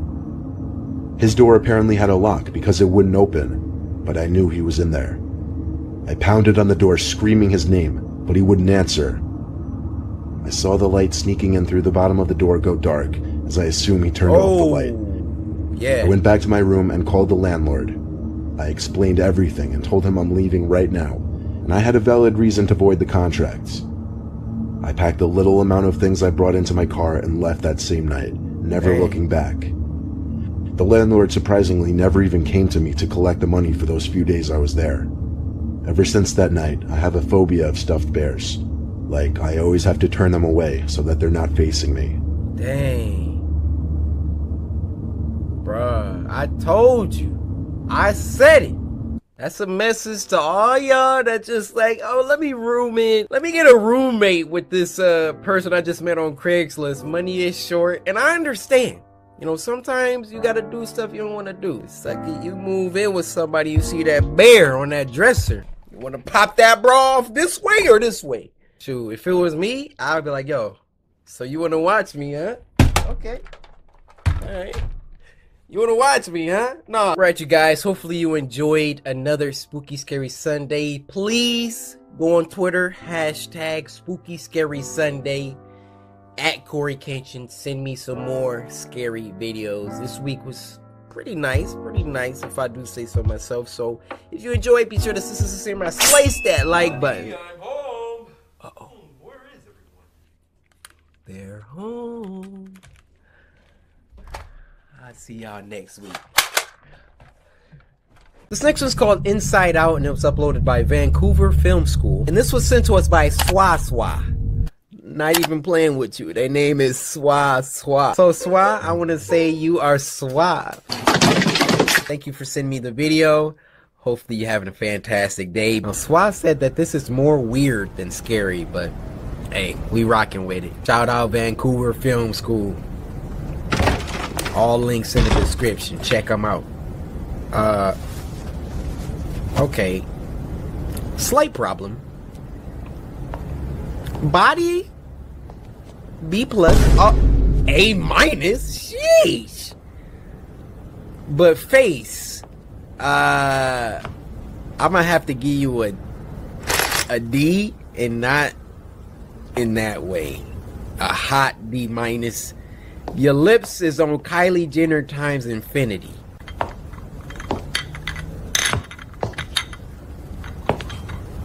Oh! Oh, hey, hello. Hi. How? Look at her face. Face longer than a pool table. How you doing?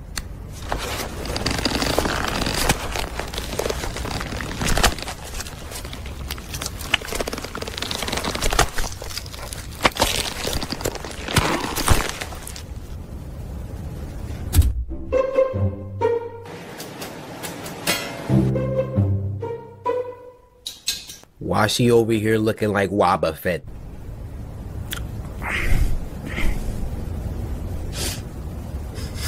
What? What? And you smoke? So unattractive. Yeah, that's you. Don't smell me. Bro, you need help.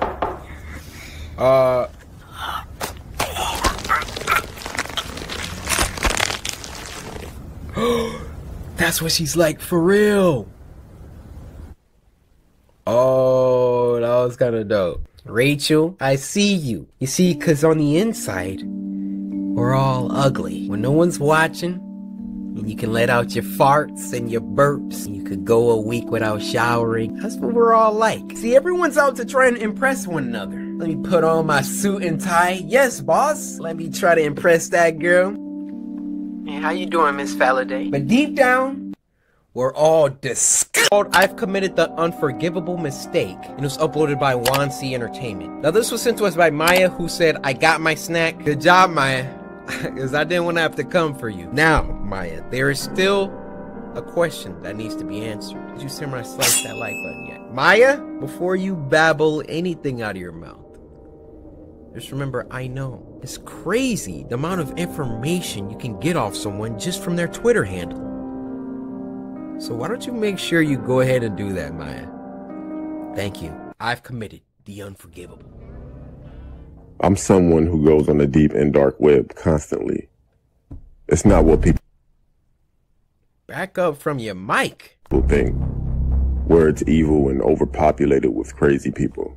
That's only a small percentage of the dark web. Hey. Years ago, my girlfriend broke up with me, and I put her personal information on a forum. And soon after that,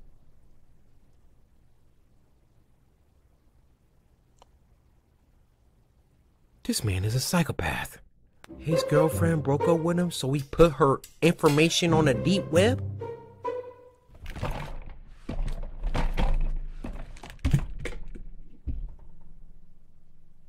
personal information on a forum. And soon after that, she disappeared. It's been a while since that happened. She dead! And I've ran into people that have disrespected me since.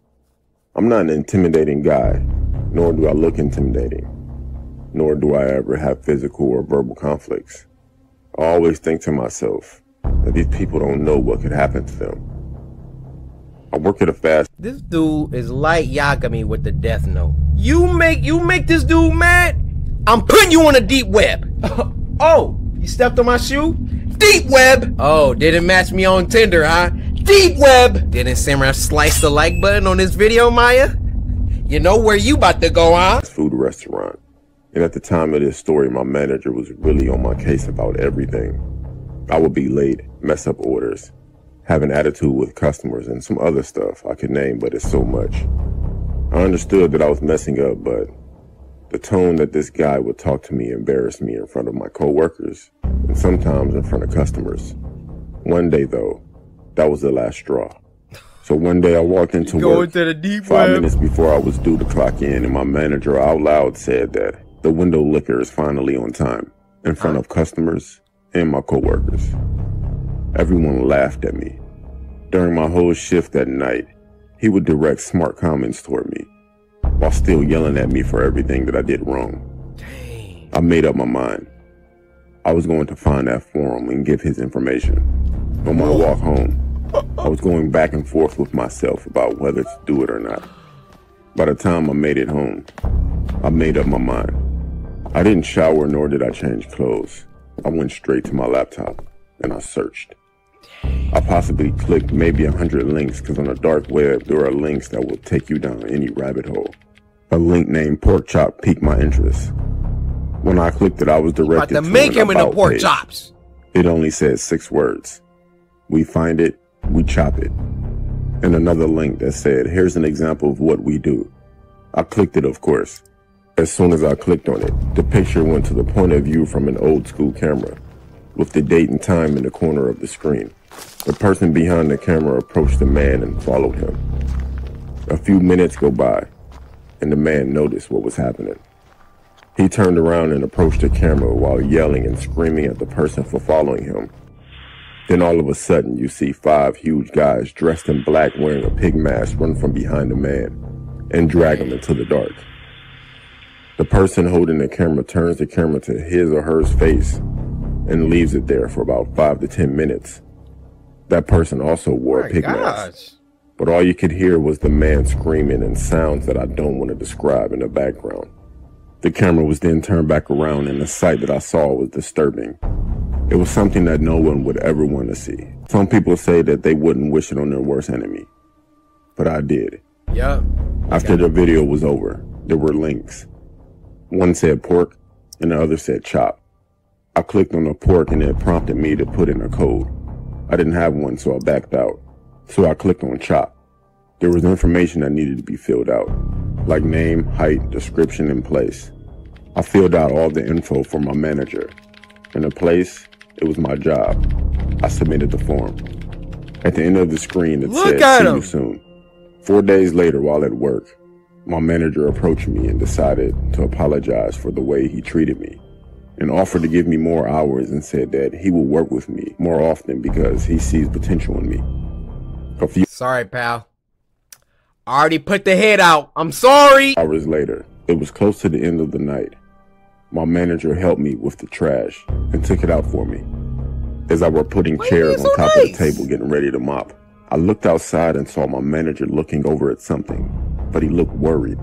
I moved to get a better look and I saw what he was looking at. He was surrounded by 6 people in a pig mask with weapons in their hands. I ran outside as they swarmed him, except for one person. He had a camera. I forgot all about these guys, and then I put his information on the website. I ran outside as they approached him. He looked at me for help, but I ran back inside and called the police. It took them 10 minutes to get there. When I looked back outside, what I saw was the most disgusting thing I've ever seen. I wish I could get the image out of my head. Between the time of me initially seeing them, calling the cops, and running back outside, these guys were gone. But my manager was still there. I went to his funeral the next week.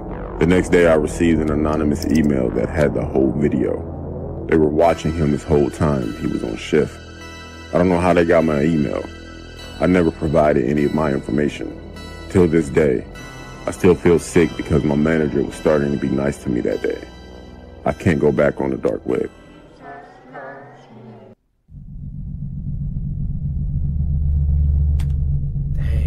Y'all see that? Be nice to people. You never know, the last person that you bully just might be the one that put you in a death note, or in real terms, the deep web. Cory's boyfriend had just inherited his aunt's house after she passed away.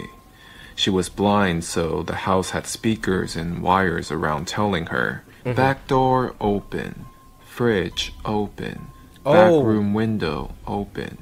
Honestly, the robotic voice kind of freaked Cory out, so the couple had to go through the house and remove tons of wires. After moving in, they got a puppy, and it was nice not being alone. Her boyfriend had to leave for the weekend because of work, so she stayed home. One day, Cory was out walking with her puppy, and he started wagging near the fence.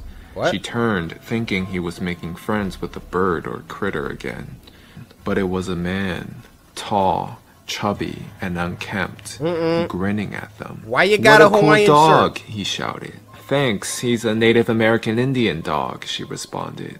Oh, I have a rare breed too, see? He then proceeded to point at a small Shih Tzu dog. I see. Cool, you have a good one. Cory started feeling uneasy. My God. Why don't I come over and let our dogs meet? Maybe we can do play dates. Nah. You're new in town, right? 'Cause the old lady there died? Oh, I have a bad feeling about this. Now, before we find out the intentions of Cory's suspicious neighbor, we have a new sponsor. You're new in town, right? 'Cause the old lady there died?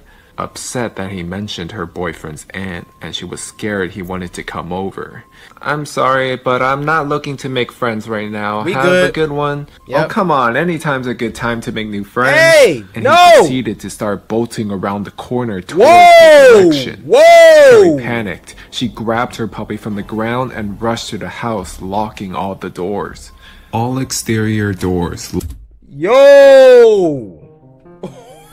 Yo, just getting a mental image of that popping off. Bro, walking inside. Yo, this is creepy as freak, man. You walking inside your house, right?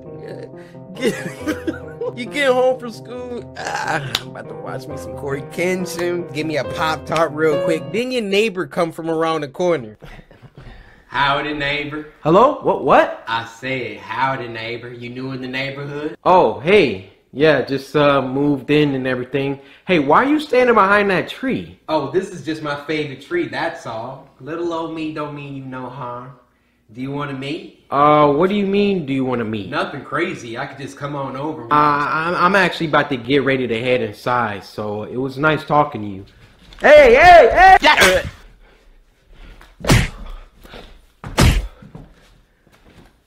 Don't you walk up on. I really just filmed a whole skit in the middle of the animation. I don't know why I'm so extra. Locked. House secure. Wait, I thought I removed all the wires. She hid behind the kitchen counter as it was the only place in the house with the windows and doors couldn't see. The puppy got angry and started nibbling her, but she made sure not to let him go because she was afraid this man wanted to steal her puppy. She hears someone opening her back gate to the yard and she sees him. The man with the Hawaiian shirt. What? There. He started looking at the windows and sliding door on the porch that looked into the kitchen. He tried the sliding door, grunting angrily when it wouldn't open. She was looking for her phone but realized that it was actually in the porch and she hoped he wouldn't notice. Front door opened, unsecured. And immediately heard banging and scratching. She took this chance to make her way out to the sliding back door to grab her phone and ran back and locked it again. Oh, there you are. I see you now. She just locked it so it was okay, but she didn't know if he was going to shatter the glass.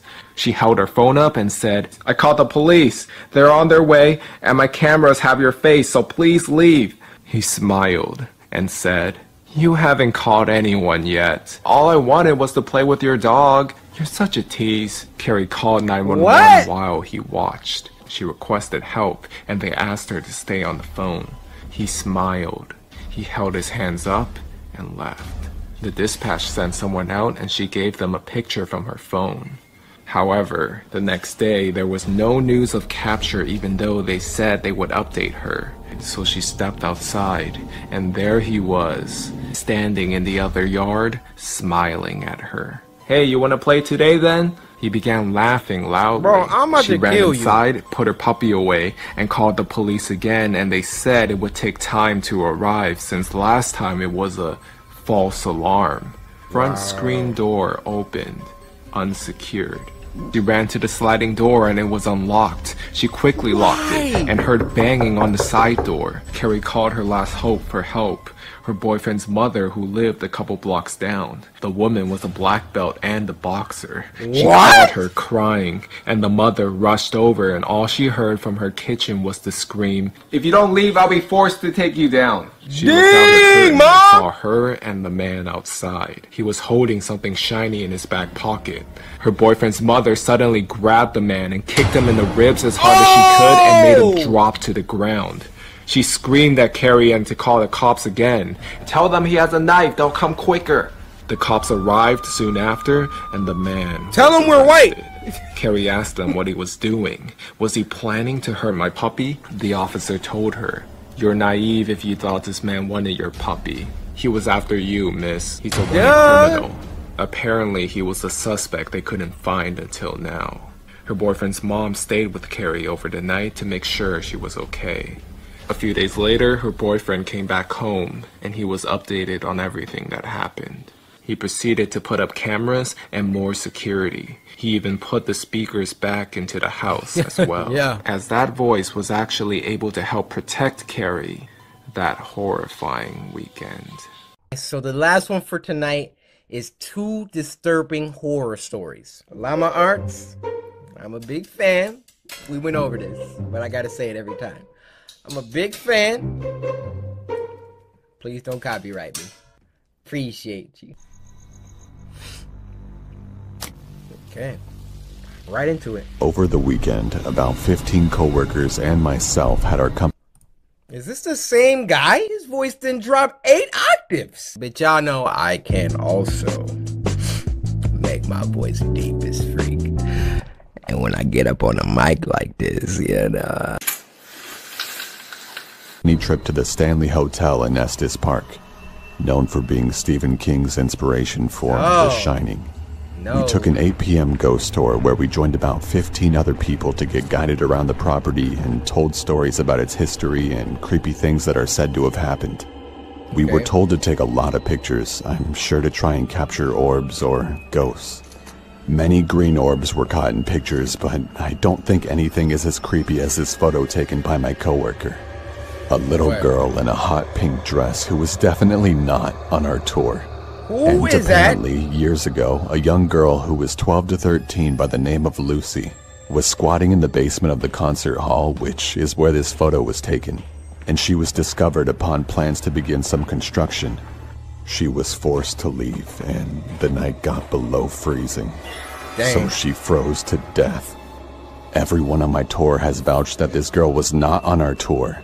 I mean, who wouldn't remember someone wearing hot pink? The man pictured as our tour guide, no one would have been in front of him. I am convinced that this is the ghost of Lucy. Just one more added note, though I doubt anyone would believe me. But there was only one time throughout the tour where I felt any strange energy or feeling. And it was right there, headed down to the basement of the concert hall. Oh, that's it. Oh, narrated by Corpse Husband. You got a nice voice, brother. This happened a few weeks ago when I was walking home from school, excited that my freshman year was coming to an end. It was a Tuesday night when I was turning in my last essay for history. I left it to the last minute, and the teacher actually made me complete it before I could go home. I hated my teacher for that.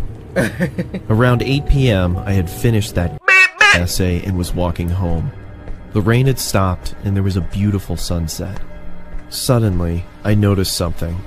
There was a red 2016 Toyota Camry right behind me. I got goosebumps thinking it was following me.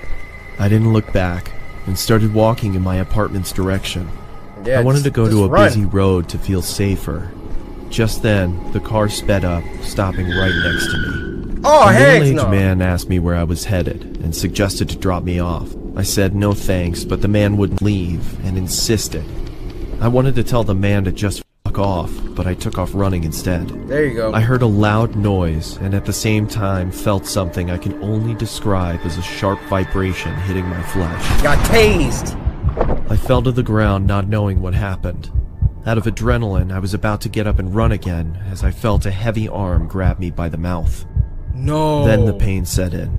I realized that I was shot. Dang! There was another man next to him that searched my pockets. Oh, this guy's He grabbed my phone and threw it on the ground as he tied my legs and taped my mouth. They quickly put me into the trunk of their car and then started driving. Oh my I god. could feel that we were going very fast, and I'm sure that we hadn't stopped at all for a good 30 minutes. I was feeling my blood soaking into my shirt, which scared me the most. I was certain that I was going to die. I was thinking about my parents and what they would feel when they heard that I was missing. Then the car came to a stop. By some miracle, I heard a police officer asking for IDs and driver's licenses. Let's go! I wanted to yell for help, but nothing came out. Just then, I heard 3 to 4 gunshots. I heard an— Oh my god! Stay out there, bust it! Yo, first of all, if your tape is— Calm down. If your mouth is— I'm just trying to give y'all escape tactics, alright? You gotta get that tongue out, girl. And you gotta lick all the tape, man. If you do that, poof! Please don't take this out of context. You gotta lick all around, poof! That tape is gone. Help! Help! Yo, hold up. But nothing came out. Just then, I heard 3 to 4 gunshots.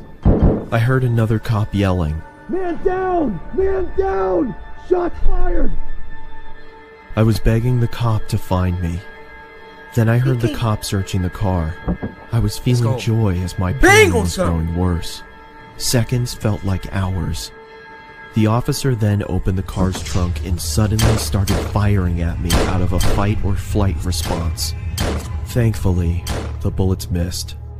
The officer quickly caught up to the fact that I was kidnapped and injured. And he looked like the type of cop that'd do that. Y'all know what type of cop I'm talking about, right? The one with the big, he got big teeth, can't even close his mouth. What's going on over here? Is everything all right? You know how fast you were going there, boy? Does anyone need help over here? You need help. Somebody need help. Sir, it looks like you need help. He called for backup immediately, and it arrived in minutes. They placed the injured officer onto a gurney and drove off in an ambulance. Finally, when the scene was safe, they called another ambulance for me. I woke up in the hospital. The news media was everywhere. I was fine after a few days, but later learned that the officer that was shot didn't make it. Dang. I don't know if those men are still alive or rotting away in a prison for killing an officer. I don't want to know what would have happened if those officers hadn't stopped the car. Dang, bro. This is a message from the Kenshin Department for Disease Containment. We advise you to pay close attention to the following information, as you may need to depend on it later. Thank you. This is a message from the Kenshin Department.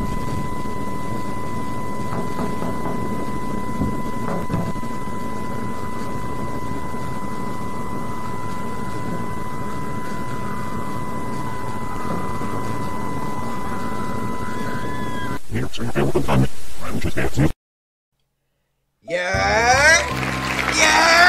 Listen. I already know what you're thinking. I already know, boo-boo. Cory, what's going on with the spooky, scary Sundays, bruh? All we seeing is God of War Ragnarok on your channel. And I'm playing that by myself, so I'm not even watching your playthrough. Listen, I get it. I get it. I understand. But it's like this, right? We already knee deep in it. I can't stop now. Y'all want me to add yet another unfinished game to my catalog? No. So Ragnarok's almost done. Things are gonna go back to normal after that. And back to normal, what the frick does that mean, Cory? You don't even, it's random indie horror games. And then right after that, Callisto Protocol. Anyways, that's not what we're here for today. Hopefully y'all suckers are in uniform. If not, CoryxKenshin.com. This is your chance. The Spooky Scary Sunday hoodies is always sold out. If you're trying to get one, now is the time. So, with that being said, Spooky Scary Sunday. I'm guessing a lot of y'all probably don't even know what that is. Got a good influx of new viewers from Ragnarok. But also, we haven't done a Spooky Scary Sunday in like a month. So, why don't the veterans on the channel go down in the comments, go ahead and write out what Spooky Scary Sunday is for these amateurs.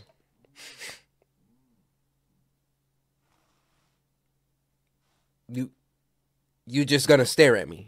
You're not writing anything. I can see you. Oh, okay, so you're feeling lazy today. All right, I got it. Spooky Scary Sunday. For those who are new, it's a series where every Sunday, get your jokes out. Every Sunday.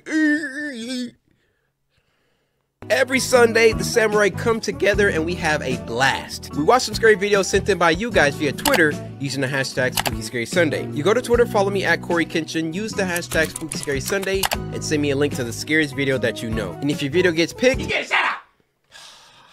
I forgot you was back. Freak you want with me. So sit back, relax, grab some snacks. Go ahead, get you a pack of Now Laters, a bag of those honey barbecue lays, and a bottle of water. And with all that being said, first video. This next one's called One Please, uploaded by our friends over at Crib TV. Hey guys, how's it going? And this was sent to us by, you won't believe it, Baby Girl. Baby Girl, you set me up for this one, alright? Cause listen to me. You went above and beyond, alright? You follow me on Twitter, hashtag Spooky Scary Sunday, and send me this baby girl. Even though you are not a baby, but you are a girl, and thus baby would be referred to as a pet or name of endearment, baby girl. Thank you for sending this story. Something's wrong with me, and I needed to be diagnosed.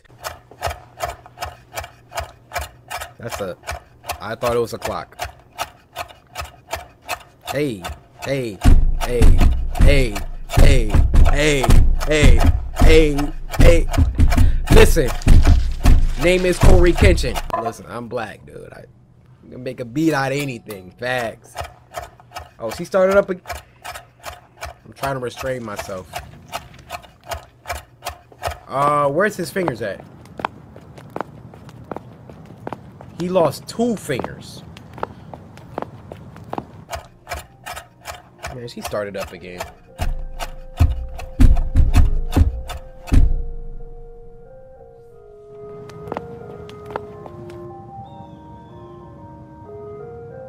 That's a creepy ice cream song.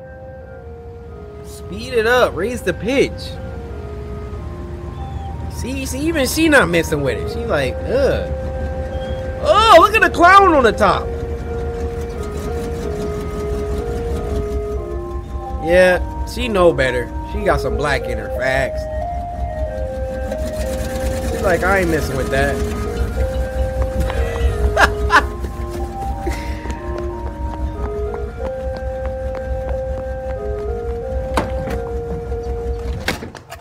Miss me with that. How long is she cutting up asparagus? What is she cutting?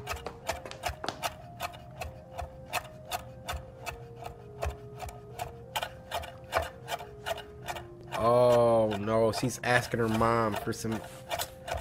I thought you were smarter, little girl. It's cut. It's cut.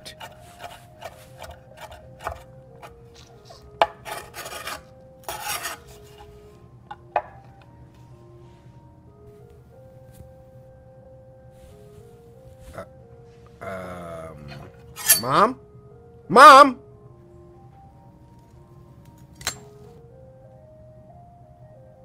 Mom?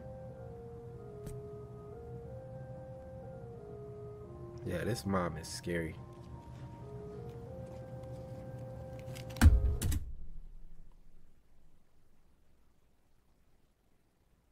Are fingers money?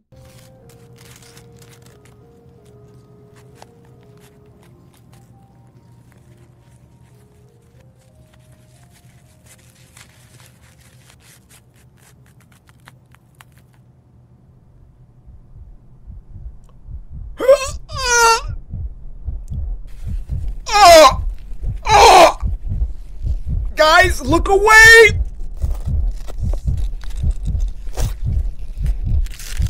Oh my goodness, they showed it. Alright. Okay. Alright. This is what we're doing. This is what we're doing. Bro, and then she just snatched it like, thank you. Come again. What?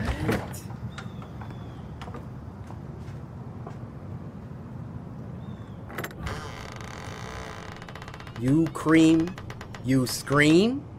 Bruh. That says ice cream, you scream, you idiot. You cream, you scream.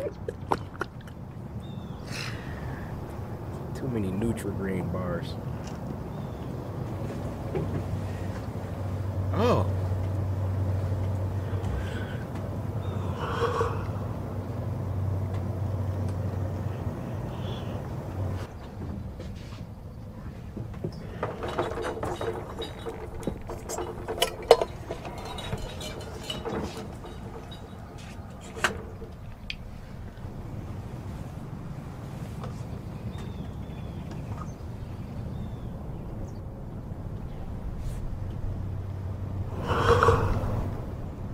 Hello? What?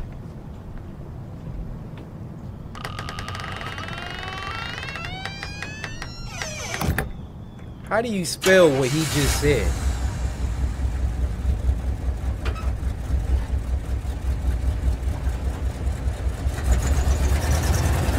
What your mom had to do for you to have that? That's about to be gone in 2 minutes? Wait, are all her toes gone? Wait. I'm trying to see.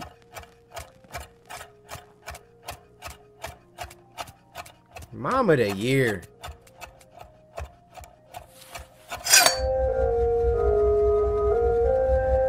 What the frick? Oh, we got a little Marvel after the credits. All the kids. Dang. Next one's called Launderman. This was uploaded by our good friends over at Crip TV. What's up, Crip? Now this was sent to us by Colby Hartley. So everybody just move. Part right down the middle. Skirt, skirt. Colby, you sent in a story. I want to know how you're doing. I want to thank you. Let's have a little heart-to-heart real quick. Yeah, nice little Sunday. I feel you. Yeah, just watching some CoryxKenshin. Slicing that leg button. You sliced her neck? What the freak did she do? Launderman.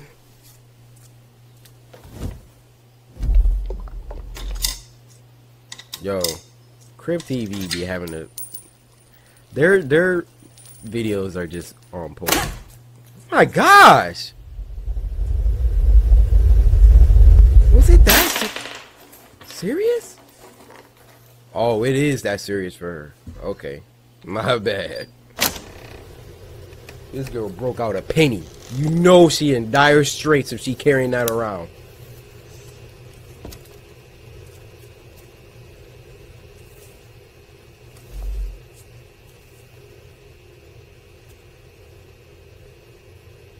Oh, nice.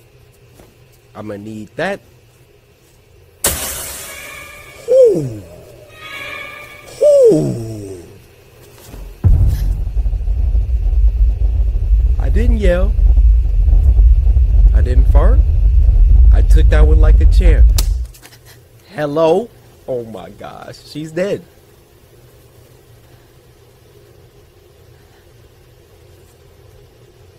I'm scared. I'm so scared right now. Ugh. Bro, just start punching the curtains. Bro, I'm telling you. Don't hide, just jump, bro.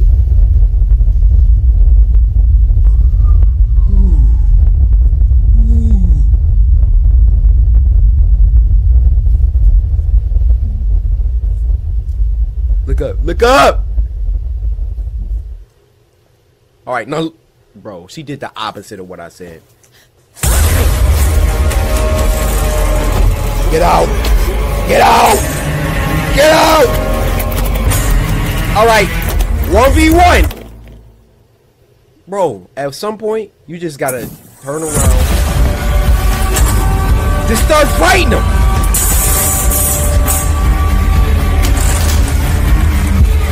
Bro, you should have been tried that!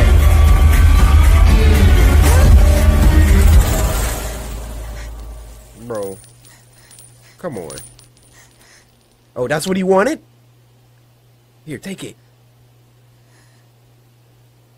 Bro.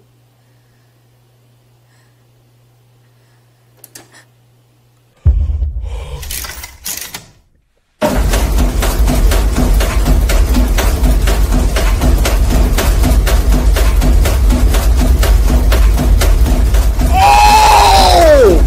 Look at her fight!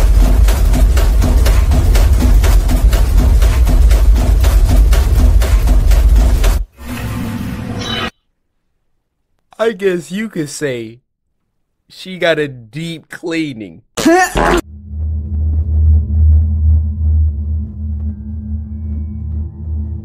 Or clay animation.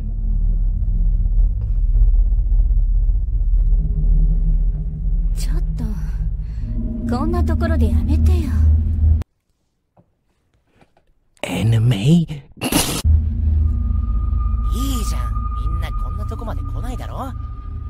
Oh, what y'all doing?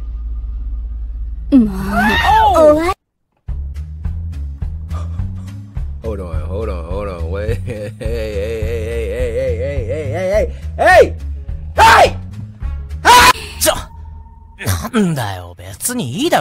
No! She said no, sir!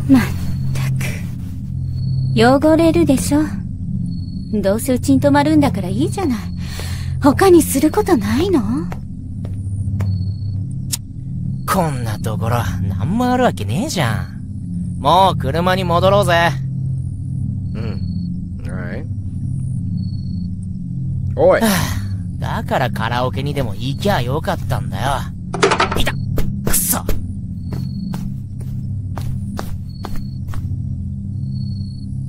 行かねえの？ Hello? 先に行ってるぞ。バカ.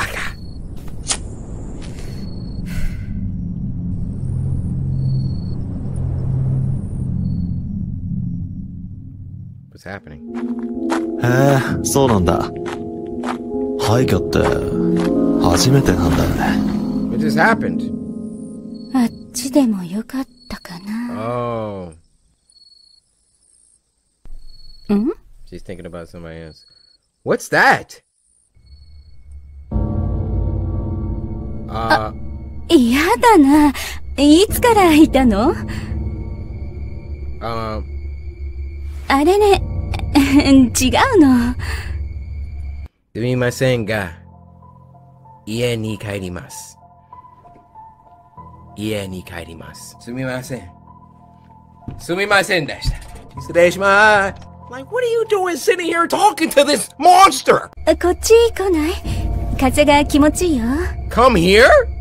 No. どうしたの？大丈夫？あ！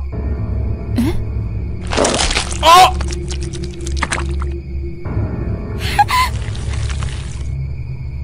うわ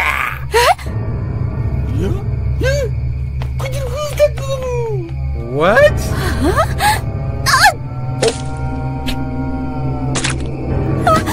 Wait, what?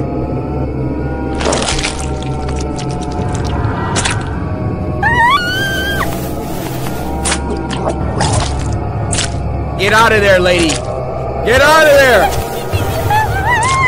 No, no, no!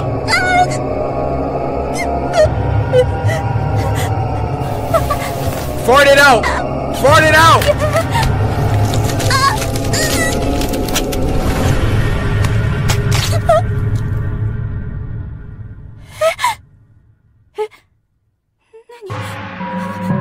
Wait, what? She's facing the other way!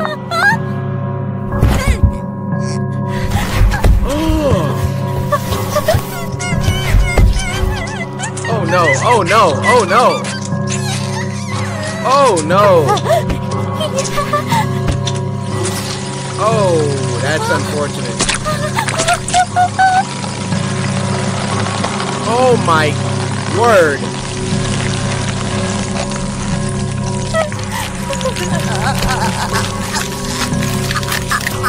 Ow! Ow!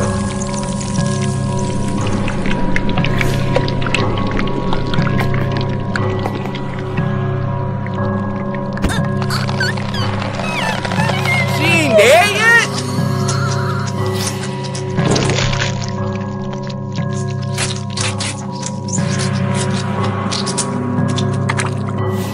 Oh my goodness.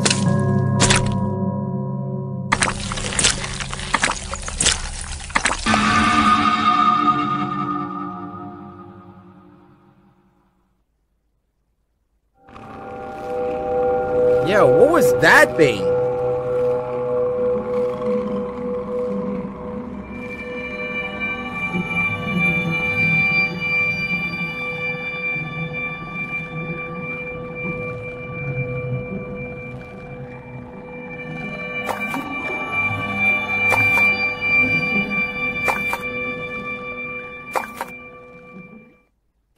Nario Maru Darkside. That was some demented, twisted content.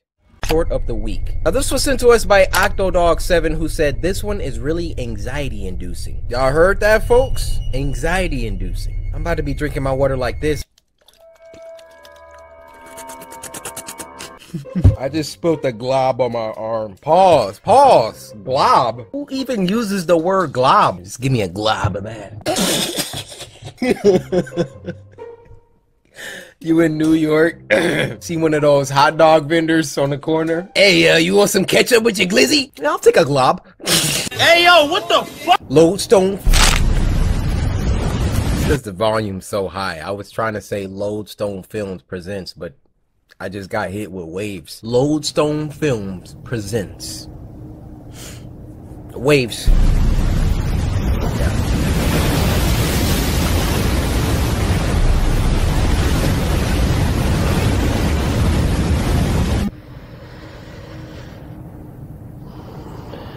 bird?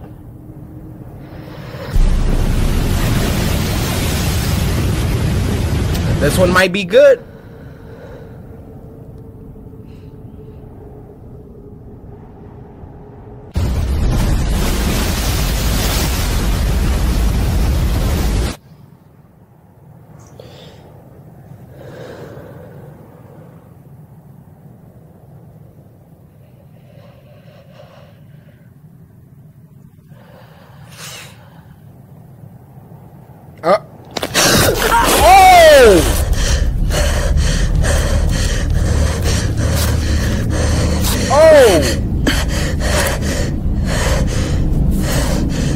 That is horrible! Nothing to grab onto! Uh-oh.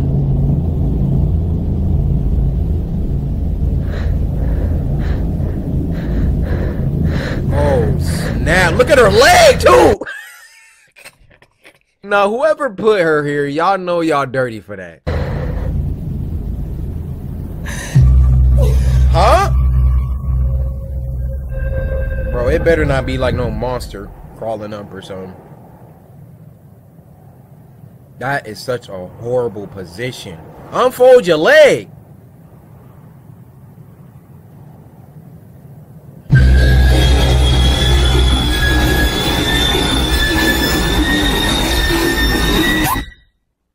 Oh, this is about to be heat.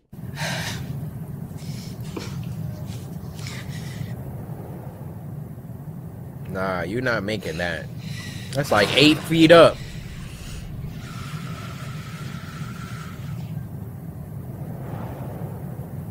Oh, oh, oh. Hope you got some grip. Oh, she got Converses on? No. That's like the worst grip. Should've wore your J's.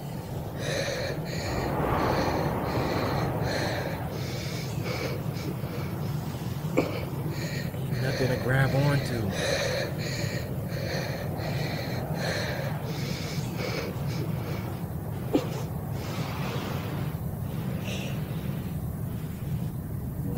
Yep, unfold that leg. Oh, oh, oh, oh.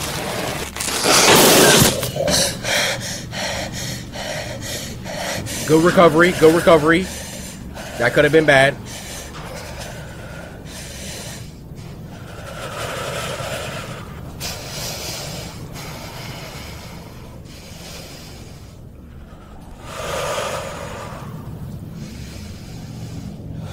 Good, she's breathing, not panicking.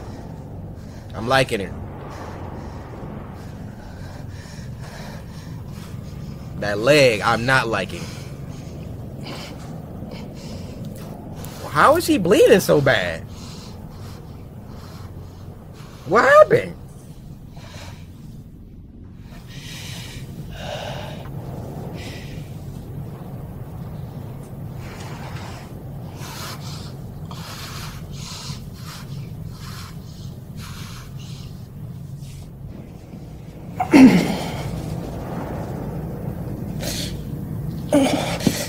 What is she doing?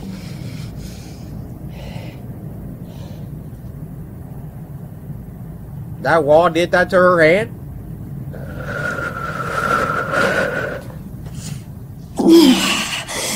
Fix your leg for Pete's sake.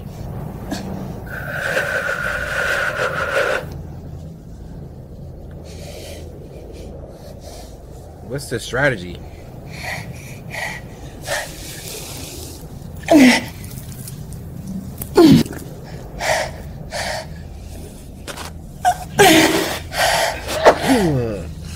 Dang it.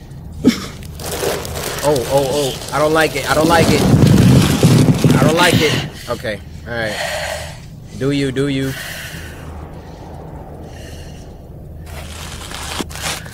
Yep. Easy does it.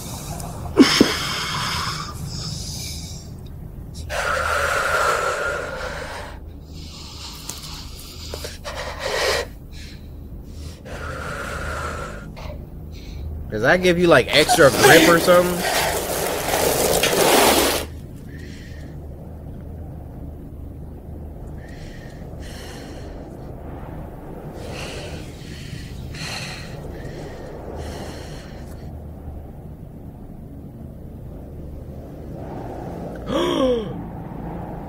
Somebody was on the other side. They didn't make it.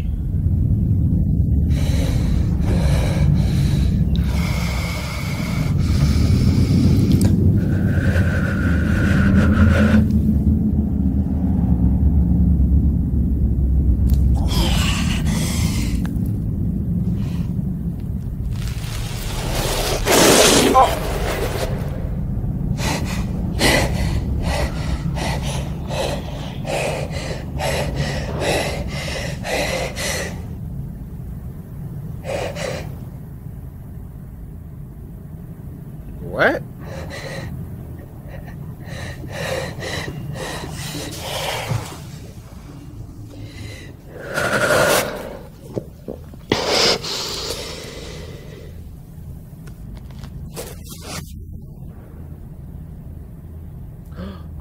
Is it her? Bro, what's happening?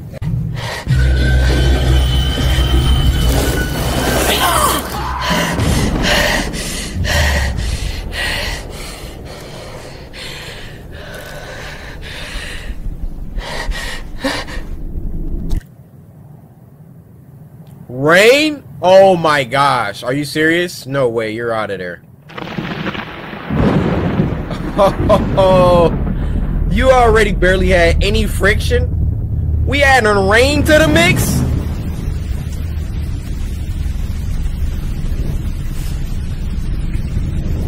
You about to be a spider getting flushed down the toilet.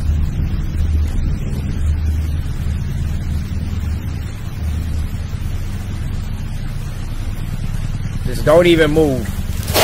Oh boy. Oh boy.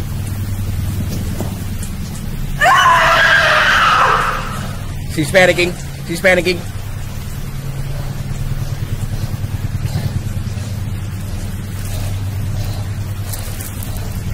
What is that?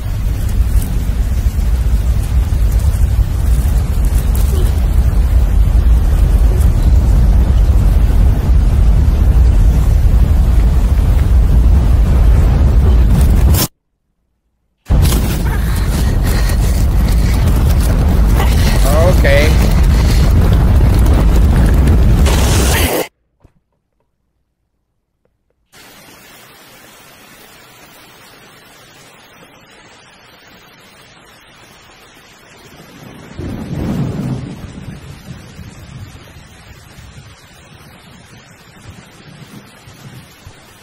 Tim, why you get our hopes up like that? I knew it was inevitable, but when she pulled off the necklace, I'm like, all right, what's she about to do? Get flushed down the toilet. That's what she was about to do. Now, this next one is called The Man with No Mouth, and it was uploaded by Mr. Friend. Now, this was sent to us by Beamy Cupid, who said, "Hey, Cory, I hope you see this, Edward Norton."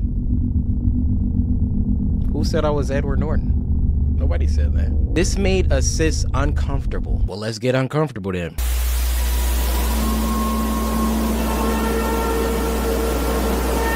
Mr. Friend presents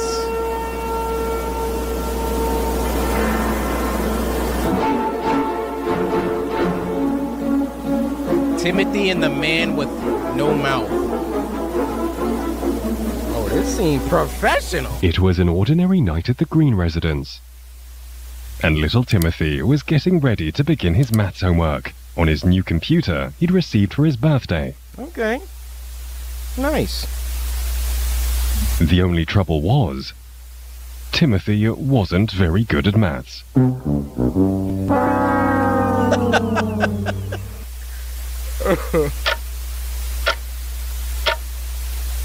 It was far past Timothy's bedtime, and he had still not made any headway.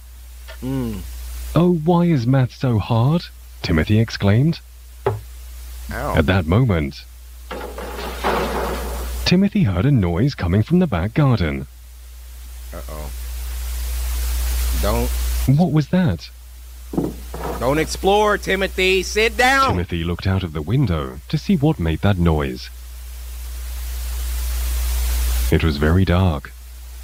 What the frick you got going on back there? Can y'all see that? Okay, I see a lawnmower. What's that stuff to the left? Is that like a freaking jungle gym back there?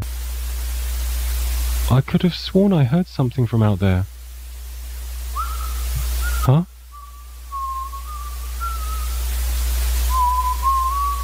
Timothy took another peek out of the window. Oh, that's creepy. That is creepy right He there. definitely saw something this time. That is A thin, naked figure standing in the middle of the garden. It was looking right at little Timothy, and it cocked its head and waved. We all know how this is going to end, but just for kicks and giggles, which of the following would you do in this situation?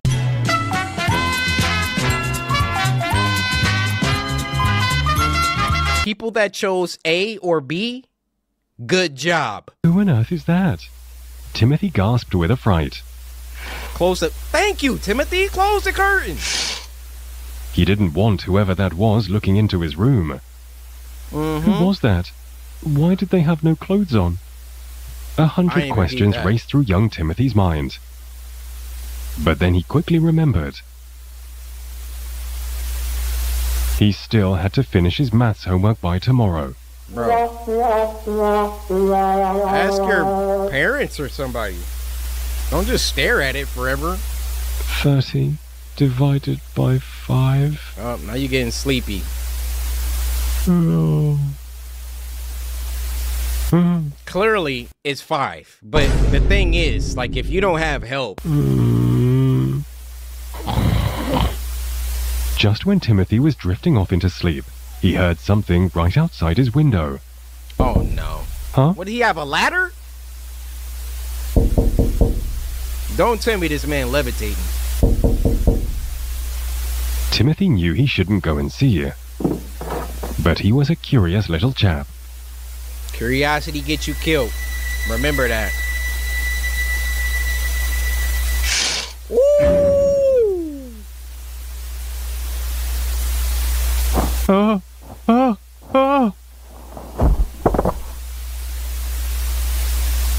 He's about to be like, I can help. Who on earth are you? What on earth are you?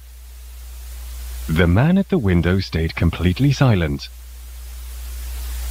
Where's your mouth? Why were you hiding in my garden? What do you want?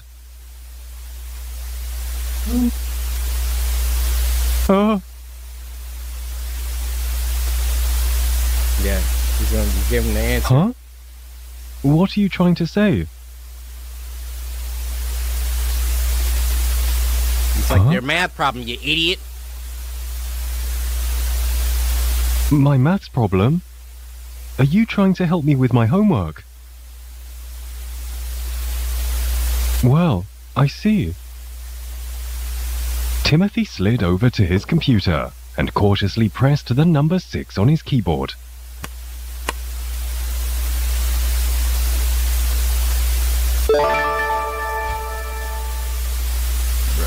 By gosh, you were right. The answer was indeed 6. How smart you are. Close the curtains. Timothy went back over to the window. You're not so scary after all. You see how easy kids are, bro? What do you mean by that?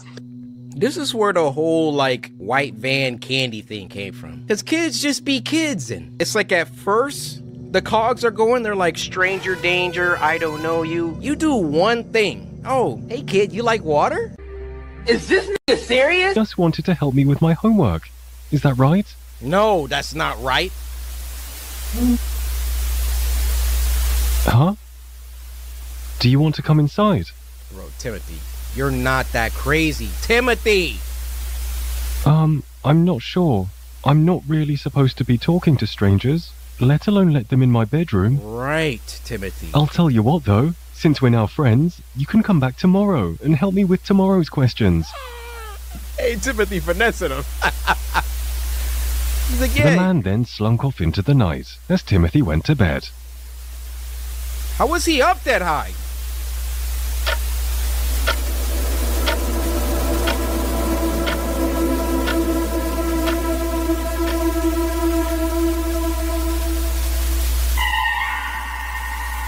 He didn't close the curtain back? Bro, I'm not gonna lie. I'm not getting like monster vibes from him. I'm getting like predator vibes from that thing. I don't know if it's because it's naked or what. Like, the way his eyes look, I don't know, bro.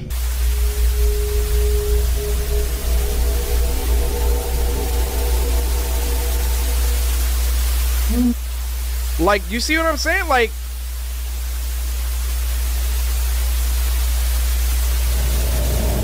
huh?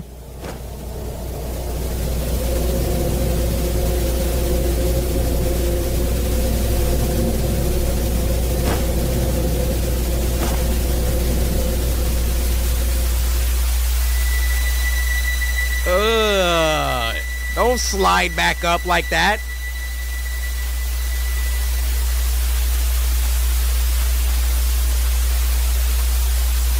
The next evening, Timothy went up to his room to get started on his new maths homework.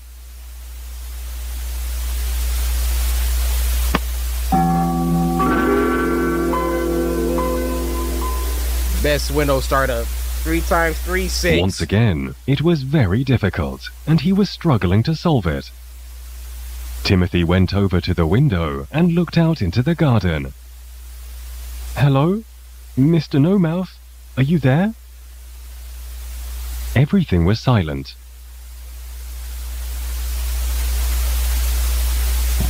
Oh, I guess I'll have to solve this one myself then.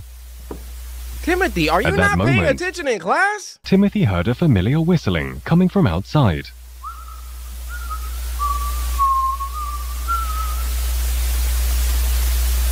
Get out of my window! His new friend was back. Timothy was very relieved.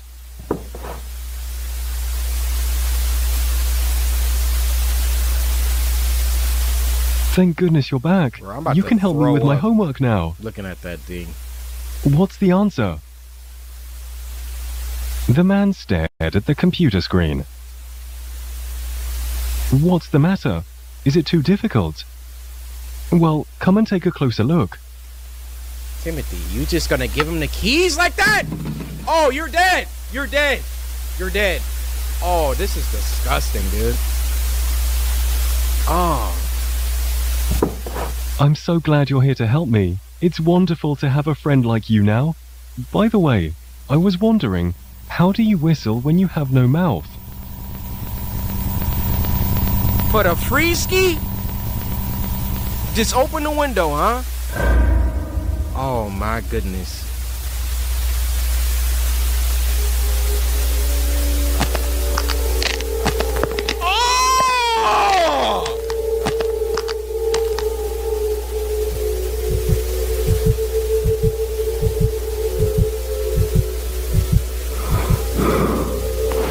Oh my goodness! Oh my goodness!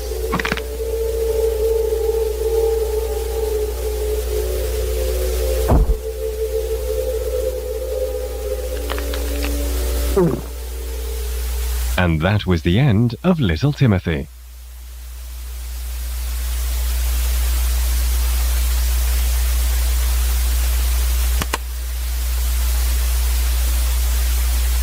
Oh, he gonna do the math problem, man.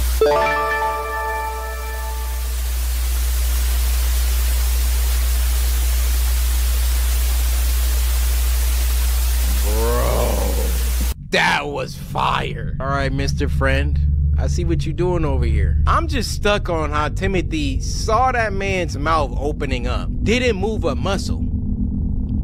Man was petrified. Man was immobilized. This next one's called My Creepy Coworker Has a Crush on Me, and it was uploaded by Stephen D. Now this was sent to us by Quincy Dorm. So Quincy, it's just me and you right now. All the other samurai, I'm not talking to y'all. Just go ahead, plug your ears, do what you gotta do. Go take a walk. I don't really care. Because you didn't send me this. You didn't follow me on Twitter. You didn't hashtag Spooky Scary Sunday, and you didn't send me this. So don't get mad. Get glad, my guy. Anyway, Quincy, I just want to say thank you so much for sending me this. Creepy coworker has a crush on me, man. This is probably about to be lit, huh? You watched it? Yeah, okay. Yeah. Back when Sarah was 17, she worked at a small local bakery. There were less than 15 employees spread across all the night and day shifts, so they only had a few people working during the day. Okay. One of these people was Dave, the delivery driver. Oh, Dave. From the first time they met, Dave immediately gave Sarah an off vibe. He was in his mid-50s and way too friendly to a teenage girl. But the boss told her that yes, he could be annoying, but no one worked harder than he did, so just ignore his antics. Okay. Sarah then recalled that when she signed the paperwork, they never asked her to submit a background check. And in hindsight, that should have been red flag number 2. Dang. Over the course of the year or so that she worked with Dave, Sarah tried very hard to ignore him. He was rarely outright creepy, but he was always just a bit too friendly.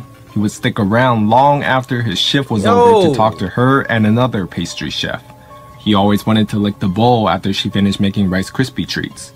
He would always stand in front of the racks or equipments or ingredients just enough that sometimes her hand would brush him while reaching for something. Dave always stood just a little too close. Dave was constantly asking Sarah about her life. What she liked, what she did for fun, if she had a boyfriend. Almost daily, he would tell her how a nice girl like her should have a boyfriend. How maybe a boyfriend would be... Unhand me, you troglodyte! Sarah let this slide because sometimes older people can say things that were meant differently in their time. But then it was the concert invites. Every other week he had tickets to one concert or another. Once he figured out Sarah's favorite genre of music, it was almost exclusively tickets. Look how slick my dude was! Look how slick he was! Or another. Once he figured out Sarah's favorite genre of music, it was... This is how I used to walk by my crush in high school. Oh, she likes Lost, huh? Okay, I'll talk about that next time. Was almost exclusively tickets to bands she desperately wanted to see. Dang. But she also knew that she should not go anywhere with him.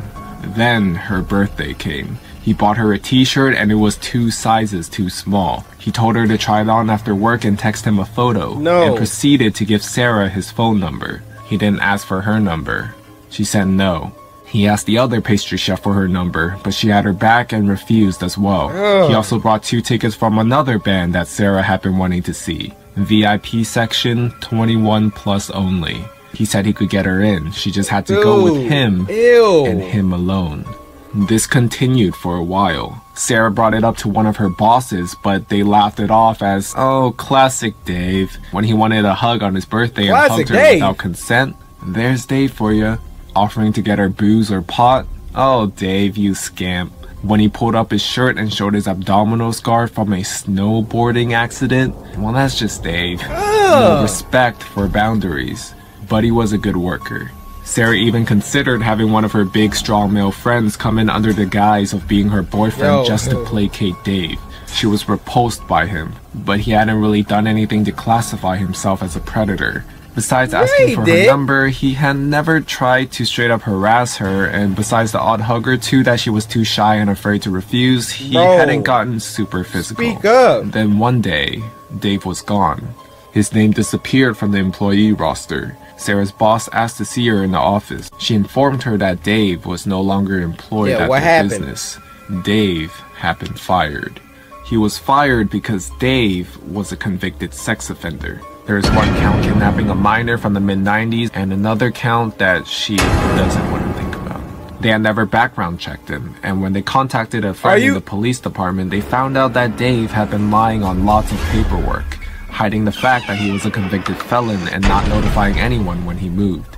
Once they brought this information to the police department's attention, they had a few more charges to add. They found out because apparently he had been stalking and harassing one of the clients he delivered to. After his termination, Dave showed up to work one day. He had a weapon with him, but Sarah never found out what he had. They told him to leave or the police would be called, and he ended up leaving in handcuffs. Sarah was extremely relieved that she wasn't there that day.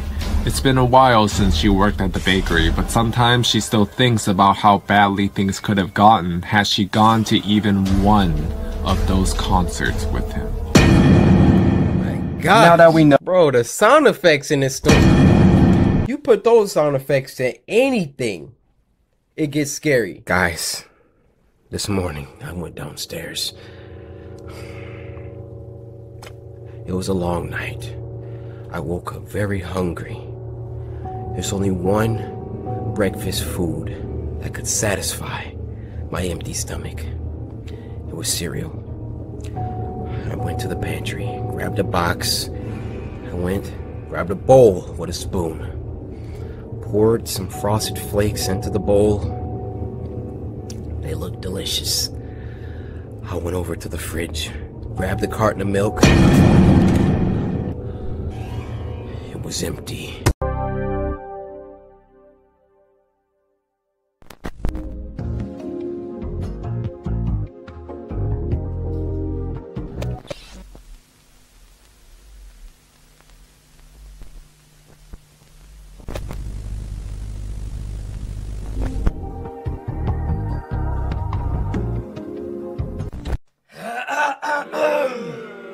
Guys, listen, all right, relax.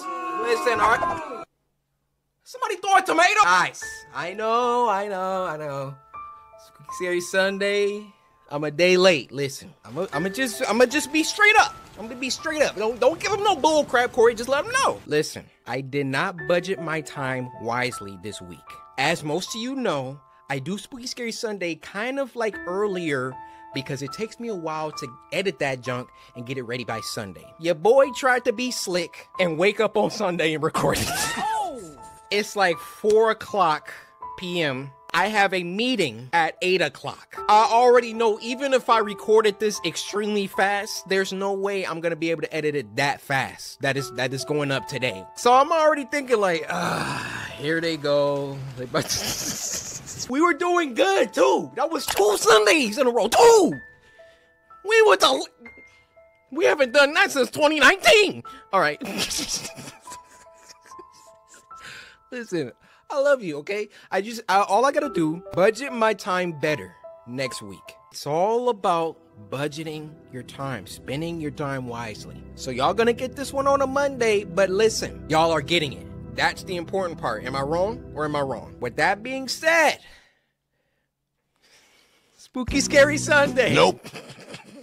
Spooky Scary Sunday, for those who are new, it's a series where every Sunday, shut up, don't say it. Samurai come together and we have a blast. We get together and we watch a scary video sent in by you guys via Twitter using the hashtag Spooky Scary Sunday. You go to Twitter, follow me at CoryxKenshin, use the hashtag Spooky Scary Sunday, and leave a link to the scariest video that you know. And if your video gets picked, you get a shout out. So you really back now, huh?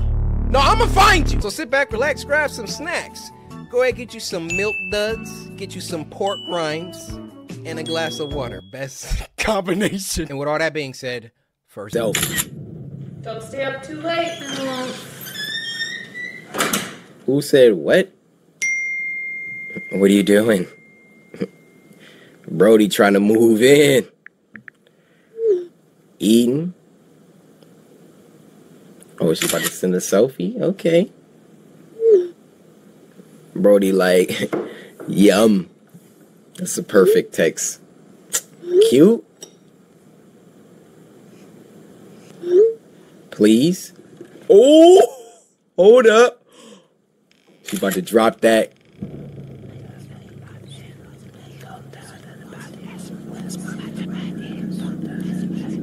Hello? What are you saying hello for?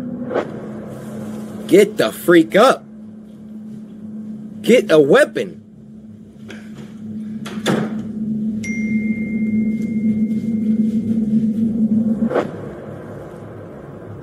Now how about some skin?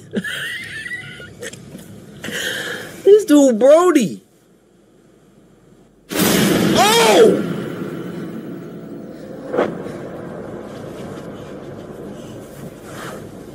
Alright, I know you still ain't worried about this selfie right now. Maybe I'll ask Emma? Emma?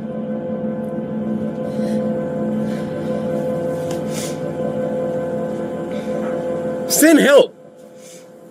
Oh my, what kind of relationship is this?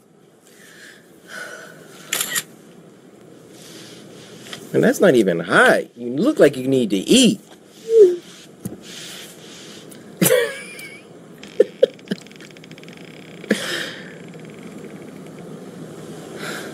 Hello? Brody, chill. What the heck? Answer.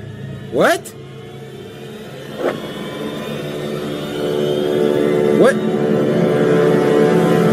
Oh! You're dead. You're freaking dead. You're freaking dead. Get up! Oh, my ball. I'm sure I just created a new word. Back and butt turns into ball. This isn't me trying to, you know, butter you up because I've been gone for a month. Like, you really look good. How you been? This is a video. The fourth wall can only go so far. Spooky Scary Sunday. We're gonna get it popping today. Before we get started, I want to say this week's episode of Spooky Scary Sunday is going to be very different. We'll get back to the normal style next week if I'm not on break. I'm kidding, guys, chill. Definitely not gonna be on break. As a matter of fact, I'm going hard for the rest of the year. This week's episode of Spooky Scary Sunday, very different. Shout out to my girl Elizabeth over at Hulu. Elizabeth, I am so sorry I've been ghosting you. See, some of y'all think y'all got it the worst when I'm on break, but it's actually not y'all. It's the people that have business with me that get it the worst. This woman Elizabeth been waiting on me to make this video. Elizabeth, I've been ghosting you, not on purpose. I just was on break. But Elizabeth over at Hulu has asked for me, or us, to react to these Huluween. They're basically these scary shorts that they put on Hulu for the Halloween season. So, let's get started. By the way, my birthday is tomorrow. Spooky Scary Sunday is the show where every Sunday, every Sunday, the samurai get together and we sit back, relax, and we watch some scary videos sent in by you guys, except for this episode. Sent in by you guys via Twitter using the hashtag Spooky Scary Sunday. You go to Twitter, follow me at CoryxKenshin, hashtag Spooky Scary Sunday, and leave a link to the scariest video that you know. And if your video gets picked, you get a shout out. So sit back, relax, grab some snacks. Go ahead, get you a pack of Skittles, one of those pizza Lunchables, that's my favorite kind, and a Mountain Dew. And with all that being said, first video.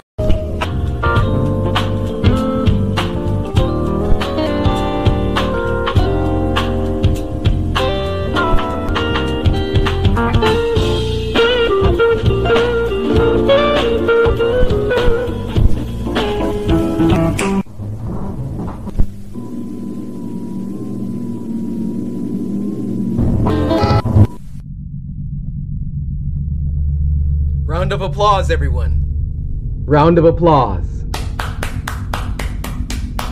A Spooky Scary Sunday on a Sunday? Who's on time now? Samurai. The person you are looking at is not who you think. Pay attention. Right there. Excuse me for the technical difficulties. Thank you for your patience.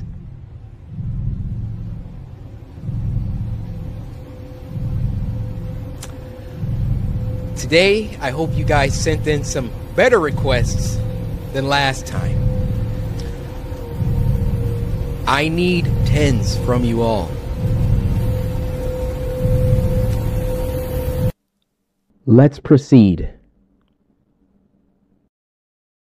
Spooky Scary Sunday! For those who are new, it's this series where every Sunday the samurai come together and we have a blast. We watch a bunch of scary videos sent in by you guys via Twitter using the hashtag Spooky Scary. Well, I guess I should just start saying X now. Or should I just keep saying Twitter?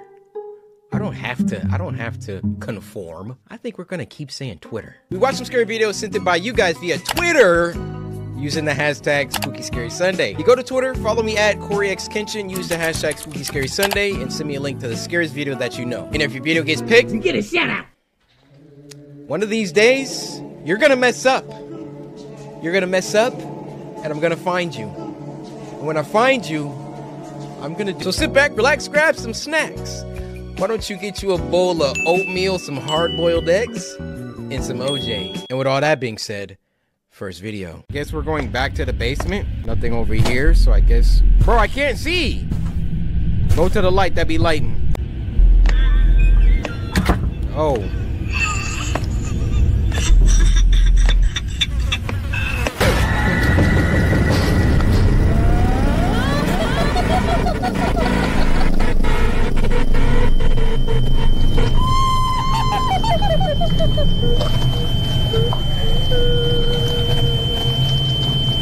Ruby, how did you even find that video?